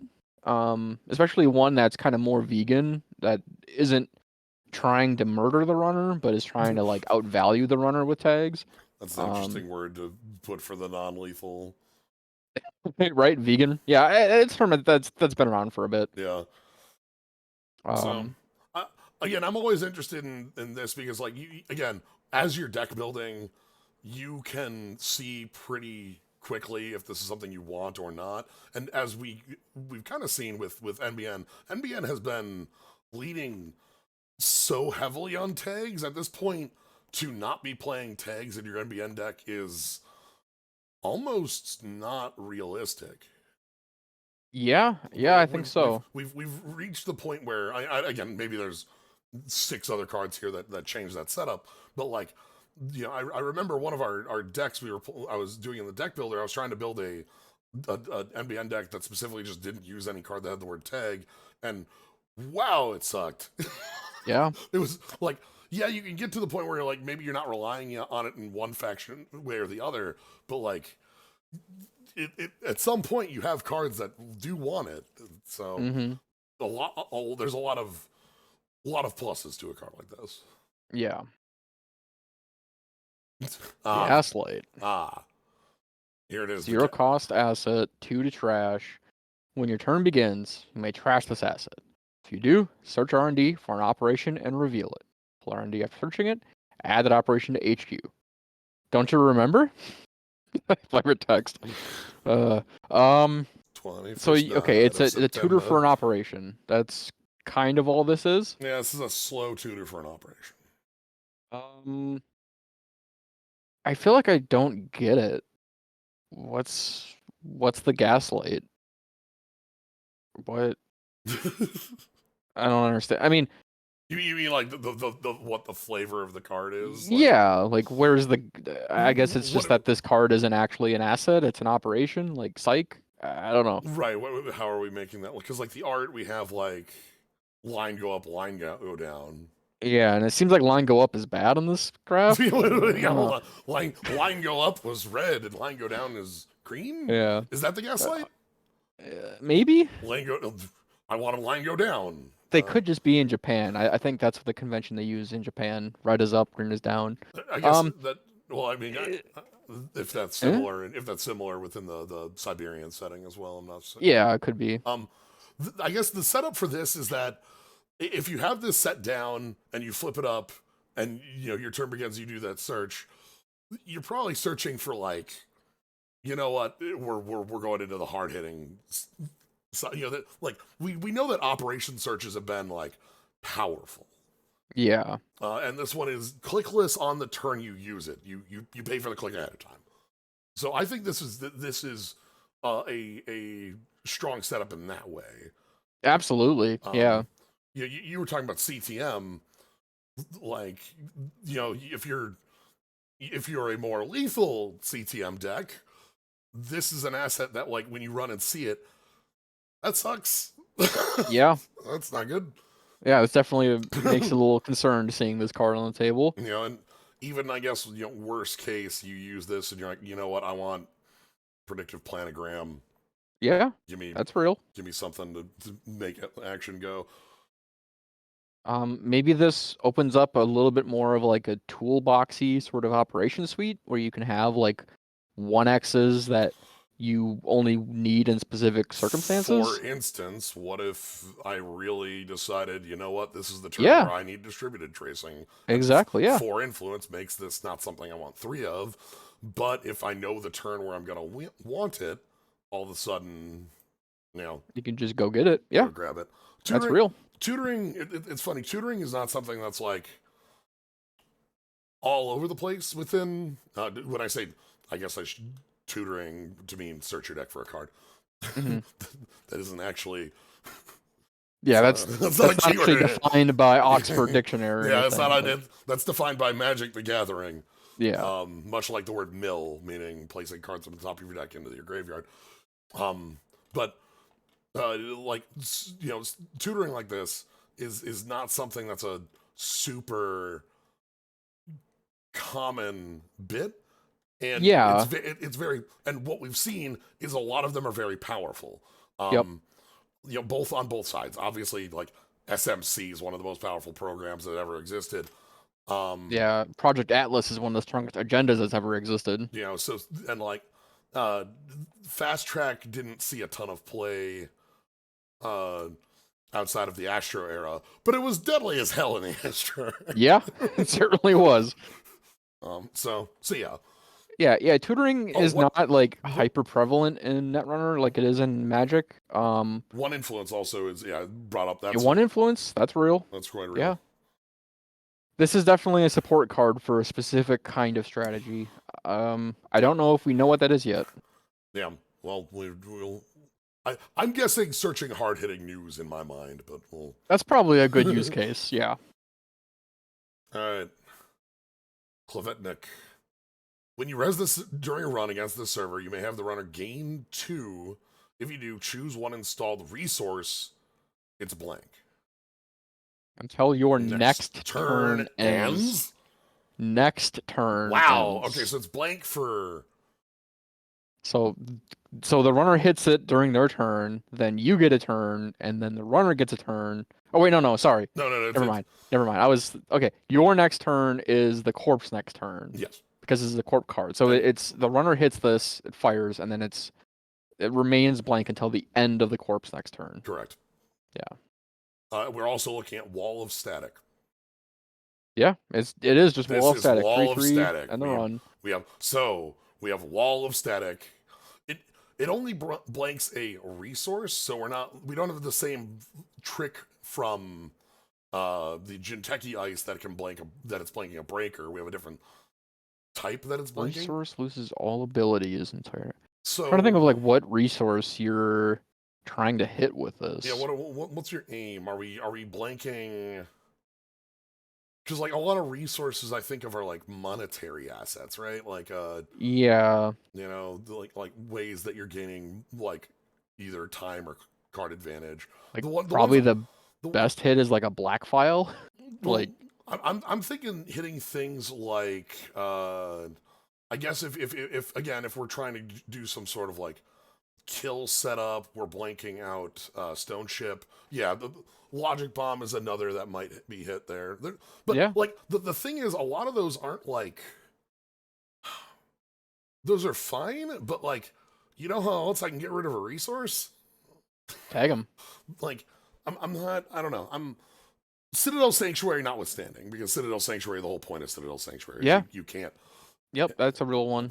Hitting Aesops doesn't do anything against this. There's no point that hitting an Aesops does Yeah, it doesn't do anything to Aesop. does anything with this. Because again, that's what makes the timing is kind of funky with this, where it's going to be middle of your runner's turn and all of Corp turn. So you definitely and you're handing off money, so the thing you have to be hitting needs to be like high impact. If you hit daily cast with this, you're just losing. It denies the runner credits? No, it doesn't. Aesops will fire on the next turn. It won't deny anything. Yep. Because Aesop's Pawn Shop will fire at the beginning of the turn. They'll run, hit this on click 1. Aesop's becomes blank, and then the Corp turn comes up. The Corp turn ends. Aesop's regains its text. Yeah, and it has the text at the beginning of the next turn, so it wouldn't deny anything there. So that was the big problem I was thinking with this, is that a lot of the resources I was thinking are like Earthrise, are Daily Casts, are Aesop's, and none of those actually get hit by this. You might. I guess you can hold hostage credits on like a liberated accounts or something. Sure, they can't. But you are also paying the runner to do that. But you gave them, denying them credits by giving them 2 credits. So yeah. So the only thing you want to be hitting with this is like I would say would be like Citadel Sanctuary level anti-tagging threats. So like so again, I guess no free launch comes up there as well, and chart room comes Stone up. Ship. But you also can't do it, at willy-nilly, because handing the runner $2 is kind of bad. Yep. Though it's interesting that it triggers on paying the runner and not the Corp paying credits. That's kind of a novel sort of trigger. Yeah. I think that's pretty cool. Yeah, I think the main intent you want with this would be knocking out like. Citadel Sanctuary comes to mind as the bigger one. Yeah, I think that's probably the primary target, but there may be others. In fact, we haven't seen any runner cards. They're on the runner cards, right? Like, so we will see. And I clearly could be forgetting more useful. Yeah, obviously, But yeah. Anyway, at the worst, we have a wall of static. Yep, which is it's fine. That is an acceptable piece of ice. Yep. All right. Non-equivalent exchange. 2-cost operation transaction, gain 5. You may have each player gain 2. Okay, this is nifty. Yeah, this is actually kind of cool. So we have a very cheap operation to get you out of a hole, and if you're in the super hole, you can choose to hand the runner $2 to all of a sudden have this be a +5. Yeah. In costs. Medical. Medical. What's that card called? The one that hands them 3, right? So like this is like medical breakthrough, but it doesn't hand them 3. And it has Wasn't medical breakthrough the agenda? No. Medical. There's an operation that's like. The runner gains 3, you gain +5, right? Is that Medical breakthrough was the agenda, the 4/2 that got cheaper. But yeah, you're right. What's the operation then? Is it medical research? Yeah, medical research facility, I think. Fundraiser. Medical fundraiser. Yep, you're right. Thank you. Yeah, medical research fundraiser. Yeah. Yep. Yeah, you're right. It is like that card. But similar stats too. But it's better. It's better in A, that it's optional, and B, that it's handing off less. Yep. If you just need +$3, if you just need like an easy mark level +3, you can do that without handing off money to the runner. If you're in a place where like, God damn it, I need to be able to res real defenses, here's +5 for myself. And the 2 is actually really strong, because that means if you're on a 0 turn, you can go, credit, play. You're not stuck on like medical research fundraiser was a 3. Yeah, you can bounce back from 0 on this. This is a nice, like I like the flexibility, and as you said, handing the runner bucks has a little bit of a downside to accelerate your own game plan. Yeah, I think that's pretty real. Even especially in NBN, sometimes you want the runner to have money so you can steal. Right, I was gonna say you play this plus money, and then all of a sudden steal all your money. Thank you for your money. Nom nom nom nom nom. Yep. Yeah, that's cool. Okay. That's cool. All right, I like this a lot. Good card. 2 influence. Hey, a 2/1. Post-truth dividend. That's a cool name. 2/1 agenda. It's an initiative. When you score this agenda, you may draw 1 card. Cool. Wow. Yep, that's... Wow. That's a 2/1. That's right. Not even must draw a card? Like, come on. Come on, Null Signal. Look, we've been talking earlier. 2/1s are in a lot, not always, but a 2/1 with no text has a lot of places you could play it. Yep. We've seen that. Look, there were a lot of decks that played breaking news, as just a that 2-1. we're not trying to do breaking news. Yep. This seems fine, solid. Yeah, where you want a 2-1. Maybe this doesn't take the place of 15 minutes because that's a really good 2-1. Yeah, but like now you can have a deck in NBN can be playing 4 copies of a 2-1 agenda. Yep. And we don't Which have is good. Yeah. Yeah. Shipment from Vladisbirsk. Pretty close. I don't know. I don't know how to say it properly, but I say shipment from Vladisibirsk or Birsk. Sorry. Play if the runner is at least 2 tags. Hey, did you read that card from the last one? That's a big deal. Or defensive counters on installed cards, and it's not even like a card. It's just cards. Just throw some counters out there.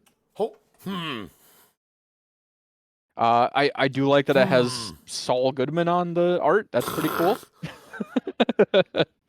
This is if you can get into like a position where like you have, because this can split too. Oh god. Yeah. So like 4 counters in 1 click. Man, I mean, there's probably some pretty epic double scores you can do with this. Yeah, this seems solid for 1 cost too. Like that's great value. As you mentioned, Psychographics is a card that's seeing play. Yeah. Is this just better? I think so, especially where because so Psychographics for 1 is not real. You are not paying $1. You're just losing on that exchange. Yeah. If you want to pay $1 to advance a card once, I have a game action for you to take. I have a basic game action for you. But yeah. But at 2 tags, which is what this requires, so Psychographics is 2 cost for 2 advancements on a card. This is 1 cost for double that, 4 advancements on any number of cards. In order to be better than Psychographics, you need to be at the point where the runner has gone. You need 5 tags. You need 5 tags, and you got to spend $5. And yeah, I don't know. So you need the runner to be in like I'm done, and then you like score a Beal for 1,000,000 points or whatever. But like this alone can score a 5/3 from hand, right? Yeah. Install, advance, blop. Yep. So interesting, as we talked about, there already being Psychographics as a playable card, and we have a card that, in a lot of instances, is going to be better. Not all, because it doesn't scale, but at the bottom end where it matters a lot, it's cheaper. Yep. So, with this, you can score a 4-point Beal from hand. With two of these, rather. Yes, and you can put the 8th advancement somewhere else. Yeah, that last one goes wherever. Damn. Yeah, seems good. All right. I do like the idea of giving NBN tag punishment that is not damage. Yep. I feel like that's kind of a different color pie, but we'll see where that goes. Unsmiling Sarevna? It's a cool art. It's got the same. When you res this ice against run against the server, you may have the runner gain 2. If you do, during each encounter with this ice for the remainder of that run, the runner cannot break more than 1 of its printed. During each encounter with this ice for that run, that's a little scary. The way that's phrased, cannot break more than 1 of its printed subs, and it's got give the runner a tag, do 2 net damage, and you may draw 2 cards. 4 cost, 2 strength, 3 sub. I don't know how to feel about this. I think the subs are pretty spicy. I was gonna say the subs are really spicy. And you can choose to force it on if they run into it, and you can basically say, all right, either take 2 damage or a tag, right? Pretty much, yeah. It still is runner's choice which one resolves. Right. Or which one they break, I guess, but yeah, this is actually pretty cool. I like this ice. I think it is fairly efficient. I'm reminded of some of the like Mausolus level stuff where it's like 3 subs. Each of them is like reasonably powerful. 4 cost. I think 3. We're talking 2 strength instead of 3. But yep. Yeah. Okay. I'm interested in what we have here. So, and honestly, the one res effect um can be pretty impactful. Like depending on like if your game plan revolves around tags and damage, like they have to choose one of those options. Yeah, and then the draw cards might find you closer to Yeah. all right. Vera Ivanovna Shuiskaya. Acid Executive, 3 cost, 3 trash. Whenever an agenda is scored or stolen, you may reveal the grip, which is the runner's hand. Trash one card revealed this way. Okay. Um, that's pretty legit. This reminds me of what is it? Aurela Salvatore? Salem or no, Salvatore's the one that bounced, right? Yeah, which is the one that bounces cards. That's the one I'm Yeah, thinking yeah. of. I was just thinking of like Salem's stuff, which was name a card, look at the grip discard things. But this is interesting because like you can set this down and then be like, all right, well, now I can offensively use it. Um, like scoring my own or set this down and if they're running into R&D, I flip this up and try to like knock out more of their pieces.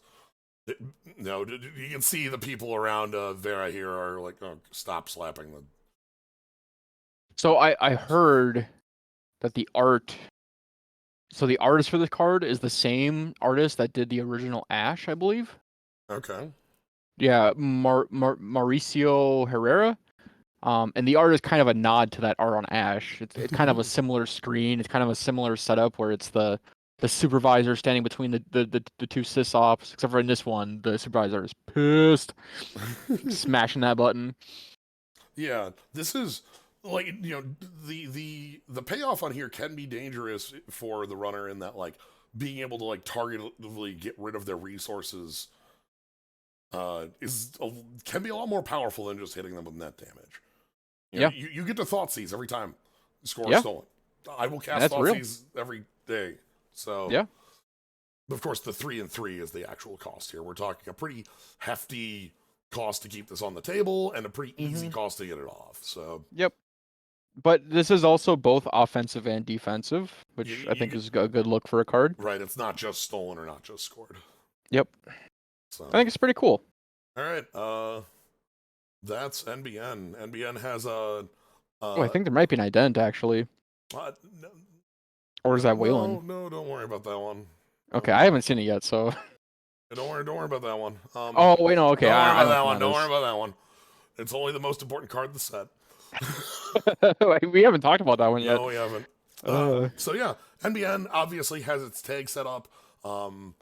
This is kind of an interesting look in the like hand off money to do a thing rather than paying.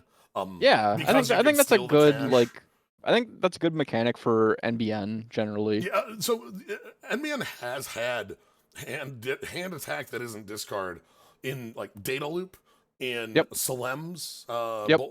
Salem had Cabal Therapy. It was just name a card, look at the hand, discard all copies. It was a card you used to name I've had worse. You just name I've had worse. They're going to be Yep. holding I've had worse. Like Uh you got NBN them. also has bouncing as a mechanic, which Yes. kind of synergizes with that targeted discard. Yeah. So yeah, the Archangel does. Yeah, All right. exactly. So, time to look at, in my opinion, I haven't seen the whole set, but I'm still going to say, in my mind, the most important card of the set. I think it's the coolest goddamn card. Ampere, cybernetics for anyone. It is a neutral corp Neutral ident. Corp, infinite influence, 45 deck size. Your deck cannot include more than one copy of any card. You're under Highlander rules. You're Yep. one of. Number two, your deck may include up to 2 different agendas from each Corp faction. And of course, Huge. they're under the influence of Rule 1. Yep. You can't grab Yep. the same one twice. So Ampere here does something that no other card in the entirety of Netrunner over the course of 10 years has Hmm. ever done. and that's let you play multiple faction agendas together. Yeah.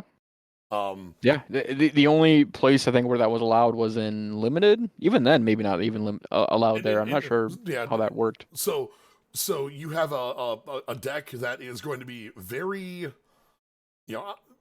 inconsistent is going to be part of it. You're only limited to Yep. one copy of any card you're on, but it's also going to be wildly unpredictable, right? Yeah. The options you have for this card are endless. You Yeah. The runner cannot like mentally check off cards the, as they go through. I mean, they can the, maybe assume something's in there, well, but they can check off cards they've already seen because you can't have a second sure. copy. Yep. They won't come again. But like the breadth of offense and defense you can have here is just so unique. So Yeah. to talk about an idea, I was just thinking, brainstorming with this card. Because of the setup I can play with this, with the agendas, I can pull every one of those 3/2s that are limit 1 per deck. Mm-hmm. And then I can pull extra 3/2s from every faction, because factions have their own different Beal, Yeah. the 3/2s that exist within the faction. So I can play 8 3/2s and then fill that out. You That's need 16. 4 more points. 16, fill that out with a couple neutrals. And I can play a fast advance deck. Jens, what the hell are you talking about? You only one card of a, copy of any card. How are you gonna have that work?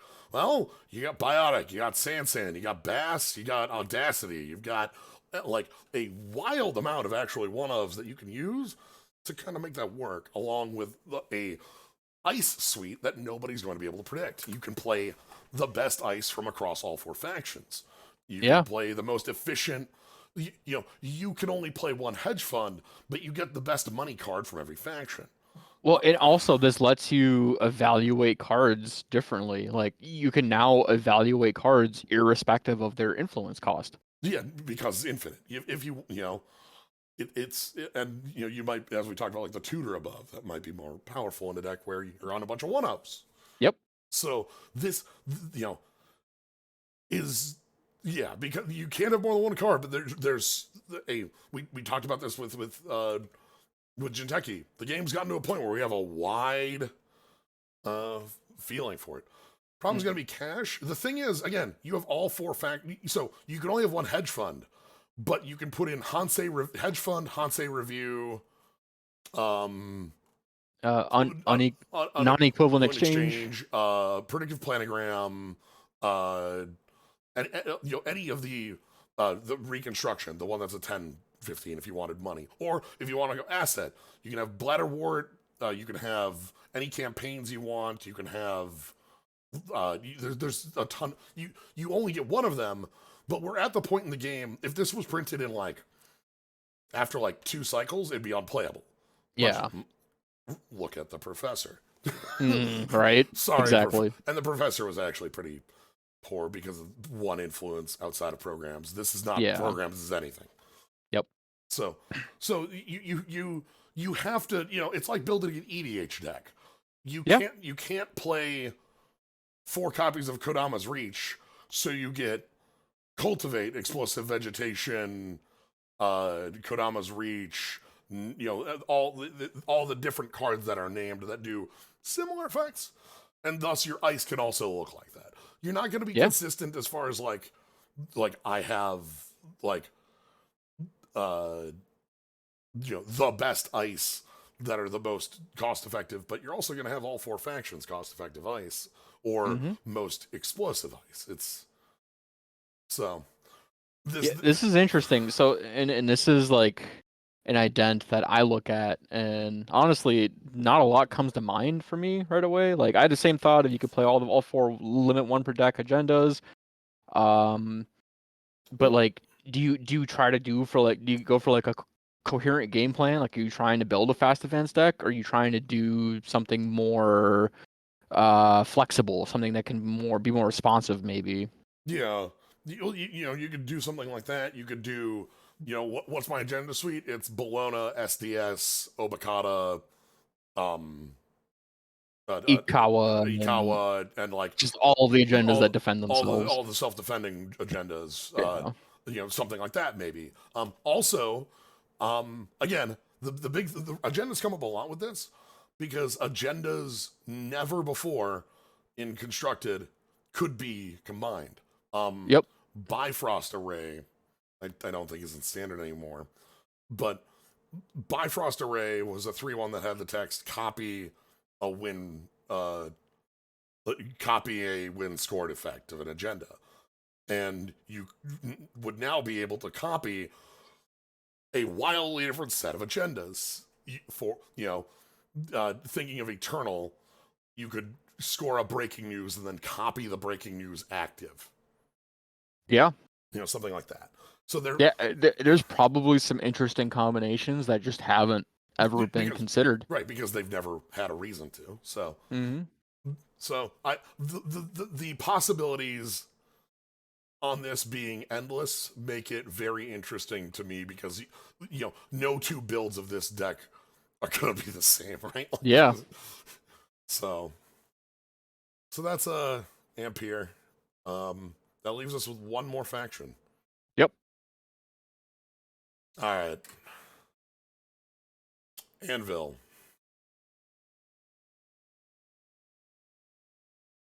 We've got. Cannot break the ice subs for the remainder of the encounter.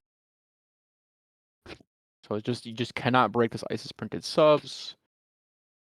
And gain one, lose one, trash one of their install cards. One thing I'm really liking on this is that this is not on res; it's just on encounter.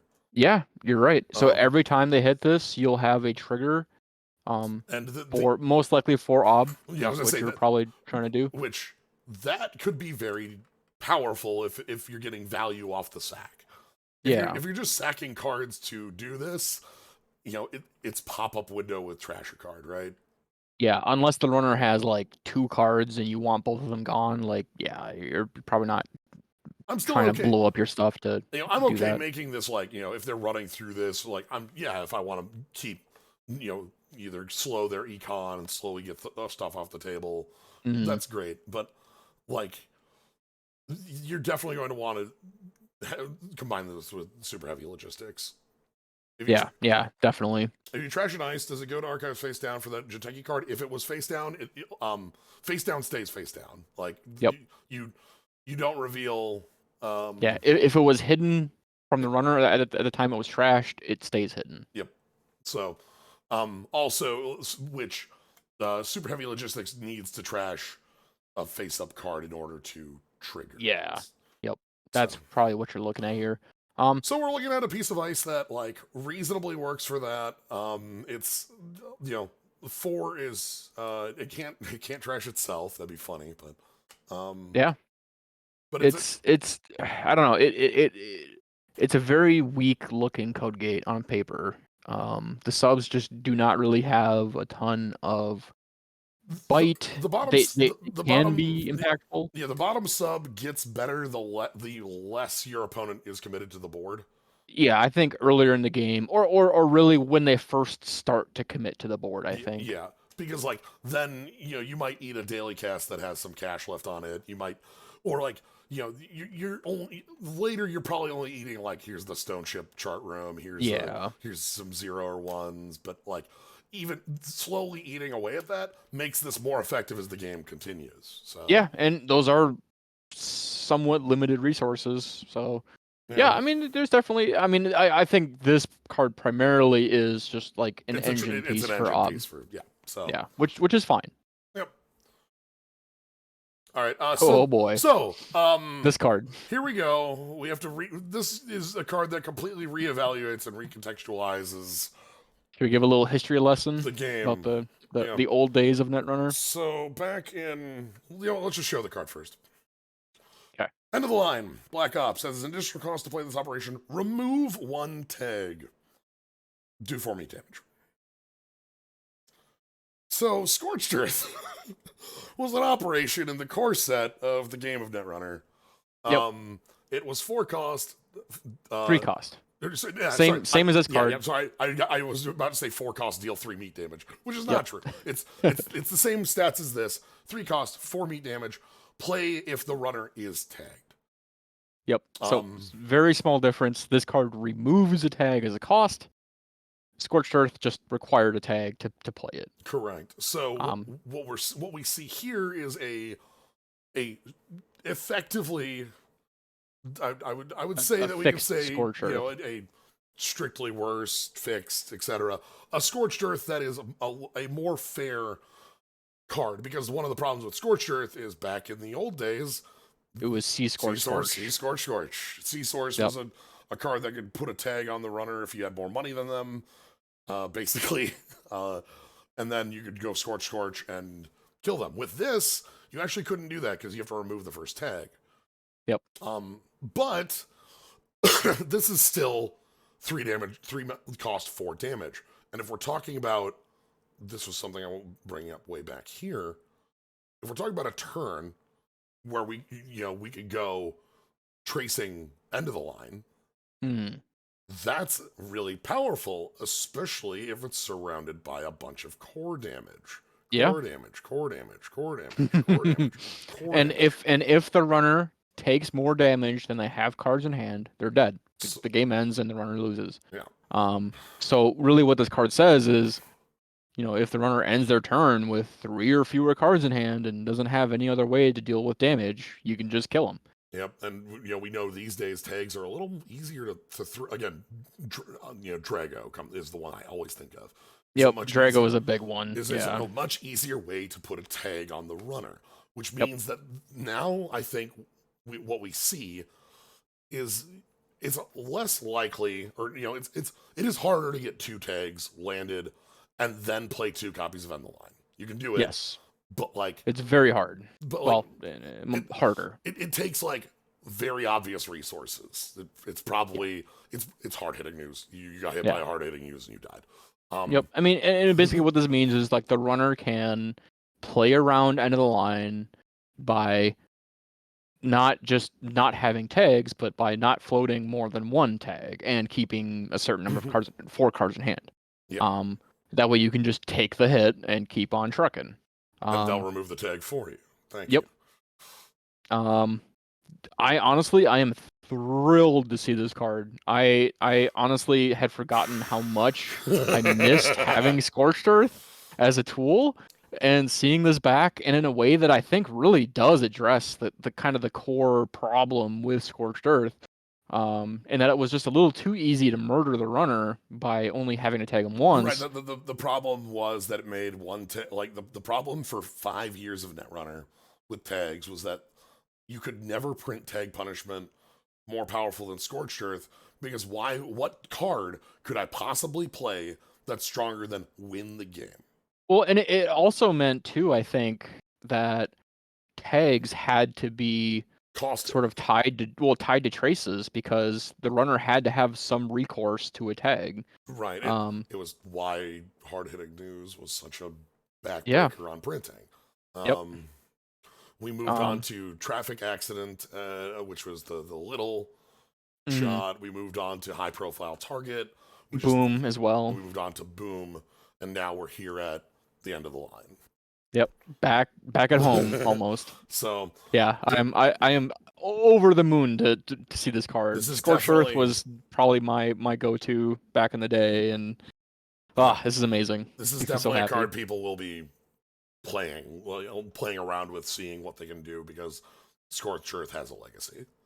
Yeah, and one other thing, the flavor text, I love it in that it kind of gives this sort of end cap to a story that we never really got. I don't know. I just think that's really really nice. There's an article that had this spoiled that was this moment with Sundog. Yep. So, all right. Speaking of cards with a legacy. Oh yeah.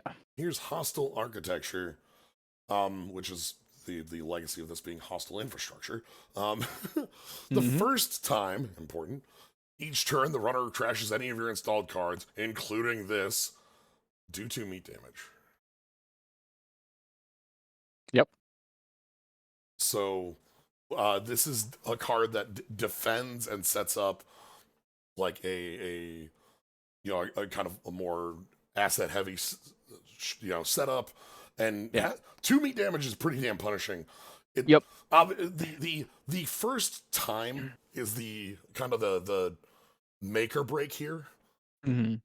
That's the difference between this and hostile infrastructure. Hostile infrastructure was one net damage, but it was on every trash. And also infrastructure was any card trashed, I think, not just installed cards, if I recall. I don't. I can pull it up here and double check. I think it was Hostile takeover. Hostile. hostile Trash is a corp card, including Yeah. and so. Um, one small note, it's implied by the rules text, but the card must be rezzed for the effect to take place. So like if they trash it from R&D, you don't get to do 2 damage to them, even though it says including this Yeah. card. That text is not active until it is rezzed. Stop showing me World Tree. Yeah, spoilers. Stop showing me World Tree. Yeah, I think it's a cool card. I think it opens up new doors for Wayland. It's kind of a sort of a strategy, sort of a mechanic that they haven't really gotten before, which is like kind of like passive, sort of like not traps, but like taxing things. I guess Wayland has had some history of taxes before. It's kind of been a theme on a few cards. Yeah, it is definitely going to play different than infrastructure, but like the threat is also like 2 meat damage is a real threat. You know, Yeah. if you have to take that just for trashing this or something else, and then like say you run a thing that you know you need to trash, they res architecture, you have to go in and kill the architecture that turn, or else you're gonna blow up. Or else take 2 more next turn. Yeah, that sucks. And if you go in and do that, perhaps your hand size is no longer functional to be able to keep you alive. Depending on, I'd say maybe that's a little high cost, but Wayland also is a faction that has a lot of money. We're going to see a lot more of their money as time goes on here. So yeah, I feel like there's a world for this. It's going to be a different one than the infrastructure, but it's definitely like notable of what we're looking at here. I really like the art on that card. It's like, what if we just made our entire HQ out of guns? Yeah, just like everything. Like tables are guns, phones are guns, everything is a gun. All right. Kimberlite Field, 4/2 agenda expansion. When you score this agenda, you may trash one of your res cards. It's not face up. Or no, sorry, it is face up. Sorry. One of your res cards. If you do, trash one installed runner card with a printed install cost equal to or less than the printed res cost of the corp card you trashed. I think this card is awesome. Okay, so you trash a card and you get to hit one of their cards of equal or lesser value. Yep, and it's corp choice too. So like you get to smash something, you just gotta match it in value. Yeah, I think there's lots of great targets for this. Breakers, consoles. Right, you're never hitting a boat with this. I'm sorry, but probably not, because you do have to sacrifice a card in order to fire it. Well, you need to hit of a high value. But if you're playing Ob, you can at least recoup most of that cost. That's the main bit here. You can use this to. Like it's funny, seeing a lot of the decks that have come out of super heavy logistics. A lot of them revolve around like a 2-1-0 asset setup. The lower end of the res, yeah. Whereas like with this, you kind of want to be able to hit 3/4s to hit like breakers. You want to hit high impact cards here. So and that means scoring this and then sacking, maybe your anvil from earlier to get a 3, and then. Though I do think that like even 5s are pretty playable in Ob. Like what's the barrier, envelopment? Yeah, like 5/5 that trashes itself. Like you could just sack that to go smash something. That's real. The card that I feel like is basically only really good in. I think I've been proven wrong. I think people are playing that more than I expected, but I still. Yeah, it actually is played quite a bit. Yeah, I had a much lower opinion of that, and I'm always intrigued to be proven wrong on bits like that. Well, and I think it's really only played in Ob. Certainly, for good reason. This card, though, I feel like it's a little bit strained in that it gives the Corp a way to interact with the runner board, which is especially important if the runner has cards that are like especially hurtful to the Corp. Mm-hmm. But like in order to fire this, you need to also score a Right, you need to 4/2. score 4-2, and that's the problem. Yeah, which is hard to So do, you need to especially be if you're getting beaten up. you need to be So in a position that's not I've lost the game, but like so it's yeah. yeah. Oh, all right. We have another agenda up next. Yep. Um, this is This one. regulatory capture. This is the one in that has a. Not only does it have a cap, it starts at 6. Yep. So this definitely had some play testing that happened, and people that went, oh, Yeah. This but, cannot be a 4/2. this can't be a 4-2 that goes to 0. Anyway, Yeah. for each bad pub up to 4, this gets -1. It goes down to a 2-2. In a deck that is maybe the outfit, like maybe Mm-hmm. maybe playing some cards we'll continue to see. Yeah, if you're there are Wayland decks that love bad pub all day. This slots directly into them as a way that like because one of the things about those decks is that once you get to too high of a bad pub limit, how do you score? You're kind of out of right, like being able to defend. I'm at 5 bad pub. Every run the runner makes costs nothing, or like costs Yeah. $2, and but now you can score from hand with this. Also, this is just Spags, right? Like, Right? That's what I see for sure. That's just Spags right there, Yep. sitting there. Okay, making sure.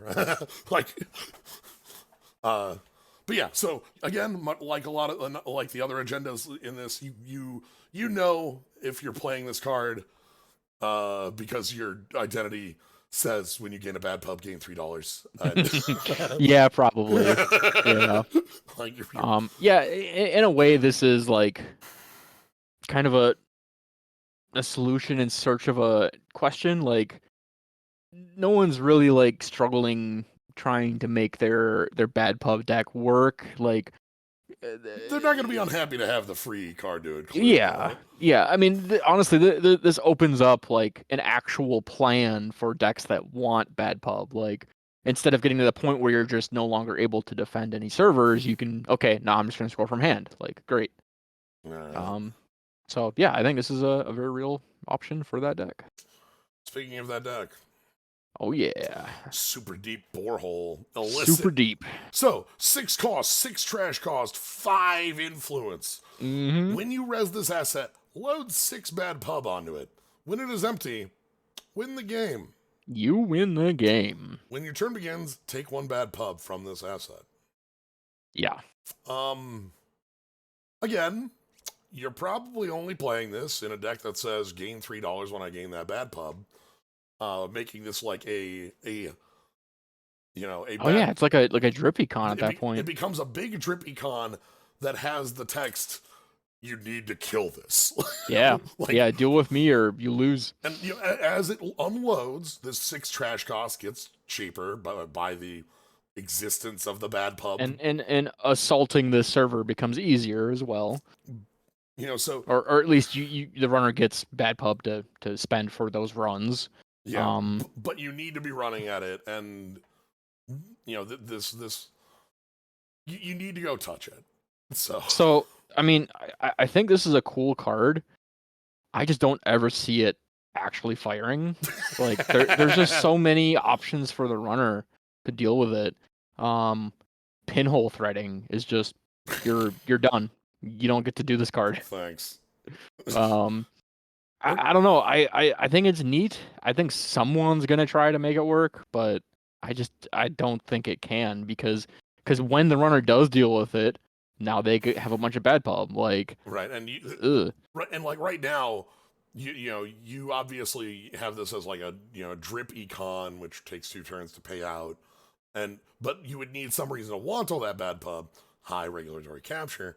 Yeah, but like we don't have a lot more payoffs like that. Yep. So you need to have some like secondary plan that you're going to with this, or you're somehow just going to defend this for 6 turns. I don't know how, but yeah, I really just don't know how a Corp can keep the runner out for that long. But maybe I'll be super interested to see it work, because I know the style of decks that this could work in. Again, it's damn the outfit. Yep. But it's interesting to Or you could do what's the newer Wayland ident that's like you only get to have one remote server? oh god, the Just like go for like the super remote. yeah, you have the one that's like on the one side it's like you have to pay 7 to run the remote. Yeah. I don't know. Maybe there's something there, but All right. risky business. Yeah. Yakov, Erikovich, Avdakov. Man, that's a lot of V's in a name. Upgrade executive, 2 cost, 2 strength. Whenever a player trashes a card, including this upgrade, from the root of this server or protecting it, except during installation, gain 2 credits. Okay. Okay. Yeah. That's actually pretty real. So strong point here. Oh, super deep borehole isn't unique. That's funny. Yeah, the big point here is that this says a player, not the runner. This is, you can get money by trashing the ice in this server, trashing the assets in this server. So this is the server you want to set up where you have the, the 2 cost that runs into a 1 cost that runs into a 0 that keeps paying you back because you have it fire once to pay back its 2. But also if it goes down, it pays itself back, like 2 in, 2 out. Yeah, I think this is a cool card. It's a good way to get like consistent value out of that ob cycling. Yeah, and that's definitely the idea. And you can also have it as just like it's in the server as like a way to like okay if I'm border controlling, I don't know, like there's a couple other bits, but it's all revolving around super heavy logistics. Yeah, and maybe, I mean, so it's not limited to once per turn, but it is limited to the server that it's installed in. So Yes. maybe this is like the 51st card, I think, where like Look, you want to play it, but it just doesn't quite meet the criteria. I'm happy to have like you put this in a server and then you play your Rashida and then you draw 3 and gain 5. That's pretty good. Huh. Zato City Grid, remote server only. Each ice each piece of ice protecting the server gains. When the runner encounters this ice, choose one subroutine on it. You may trash this ice to resolve that sub. Everything's a border control. Everything's a border control. All border controls. Everything's border You're control. border control. You're border control. Border controls. Border control. Okay. Border controls Each for everybody. piece of ice protecting this server. So all ice on this server. Get out. Gains that text. Leave. Go away. So you could just like, oh man, but okay. So it is trigger on encounter. So the runner. Marcus Patty, So your heart out. You fire it before the runner breaks any subs. Yeah. Kind of a last resort maybe, but there could also be or maybe a Punisher resort where you're like, okay, you know what I'm trashing? Ice with big, like ice with subroutines that when they were like Batty comes to mind again when I see resolve a sub, because like you can have some pretty gnarly one-off subs, even if it's just like trash a program, right? Like, yeah, I mean you could play like ice that is historically bad but has good subs on it just to fire it with this card. Like even like stuff like the ones that I'm thinking of are like there's bioroids that have the drawback of like you can click through, but now I can fire a much better subroutine at you. This is this is interesting. Zato. It's 4 influence, so it's fairly spendy. And, this is I think like the 3rd region that Wayland has like in total at this point. Because in one of those 3 was banned. That was Kayambe Grid. Yep. So it's this in Crisium, I believe, is currently legal. The so happy to see another region for green. Maybe this is your way of missing it. Maybe, yeah. You just say like at all costs, you will not get into the server. I trashed my 5 ice. I go get a border control. Come on in. You run the border control. Yep. I go get wall of static. Trash the wall of static. Go get. Ob is once per turn. That's a yep. note. So yep. Yeah. It's not that easy. But like, maybe that's the setup. Who knows?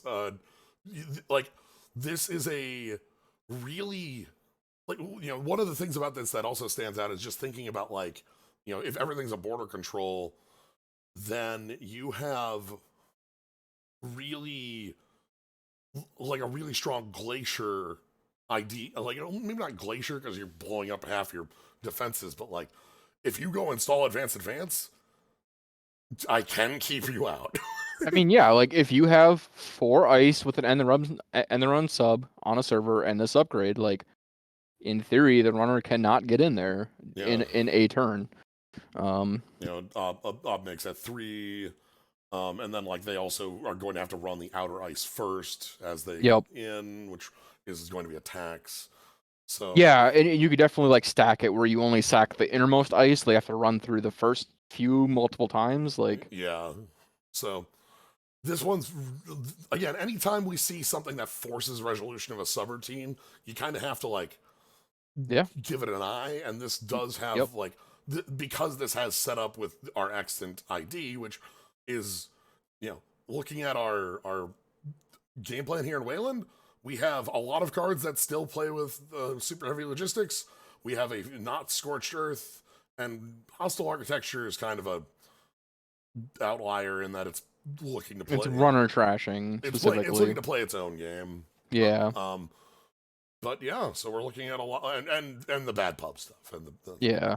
It's kind of hoping to see more bad pub synergy. yeah. It really was just those 2 cards These two were early. Were spoiled early. These were there was a gunslinger playing these at at Worlds. Worlds, I So believe. these two were known, and it was like, okay, is there any more that comes with it? And the answer is no. Sadly not. Yeah. So, but yeah, we obviously also have just like what will end of the line do as far as deck building, Mm-hmm. um, and so a lot of questions. So, Man, all very right. cool. So that's our look at the Corp side. We'll be doing the So of the 4 corps, who do you think gets the best goodies? I'm kind of leaning towards HB, honestly. I really like the HB cards in the set.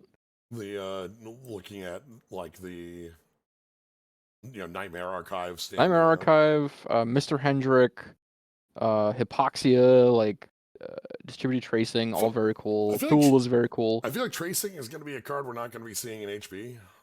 Yeah, probably. Like so Though I mean, at 4 influence, it's like at that borderline where it's as expensive to import out of HB as it is to import in the something like End Line. right, and maybe you want to be building a deck that has core damage where end of the line is your setup, Right? and Yeah, if you then get 2 core damage on the runner, like and your one End last Line becomes lethal. and then your last influence is set up here, or maybe some other tagging ice, or Yeah.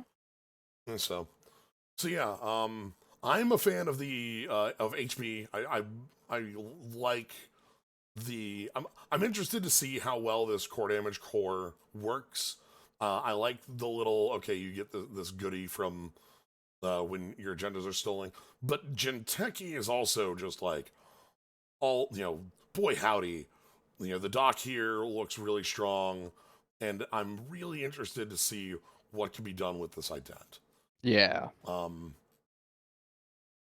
I'm not as like I think the NBN cards are strong, but they slot more into like more extant decks, and that isn't as Yeah. interesting to me. Like Yep.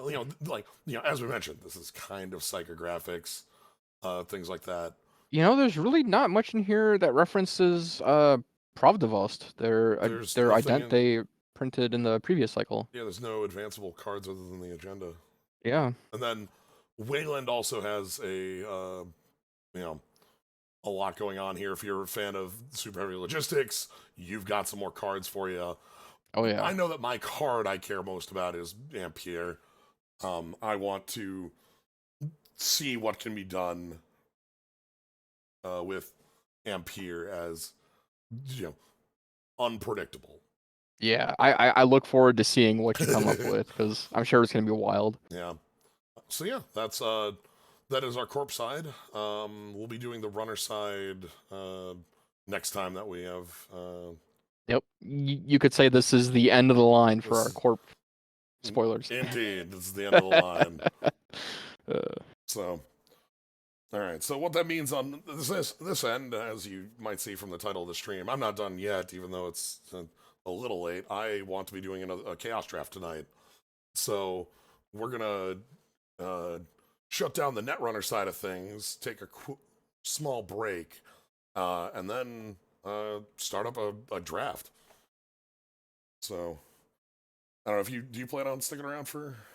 I'll probably drop out here. Okay. So I'm gonna go ahead and start swapping things over. We're gonna cut the recording here. Thank you for everybody who is joining now. We're not done yet, but yeah. And then we'll hit runner for this. Well, honestly, probably like next week, I'm guessing, or maybe Friday. Yeah, we could maybe do like end of this week. I could Friday. I've got free for. Actually, I think I might have. I'll have to talk with Luke if Thursday is open, but Friday I know is something we could do. All right. For the other half of this. Very cool. I'm excited. I still haven't seen all of the runner cards yet, so I'm very excited. All right, I'm gonna go ahead and cut the recording and then start setting up for Magic. Well, thanks for joining, Dakota. Yeah, thanks for having me.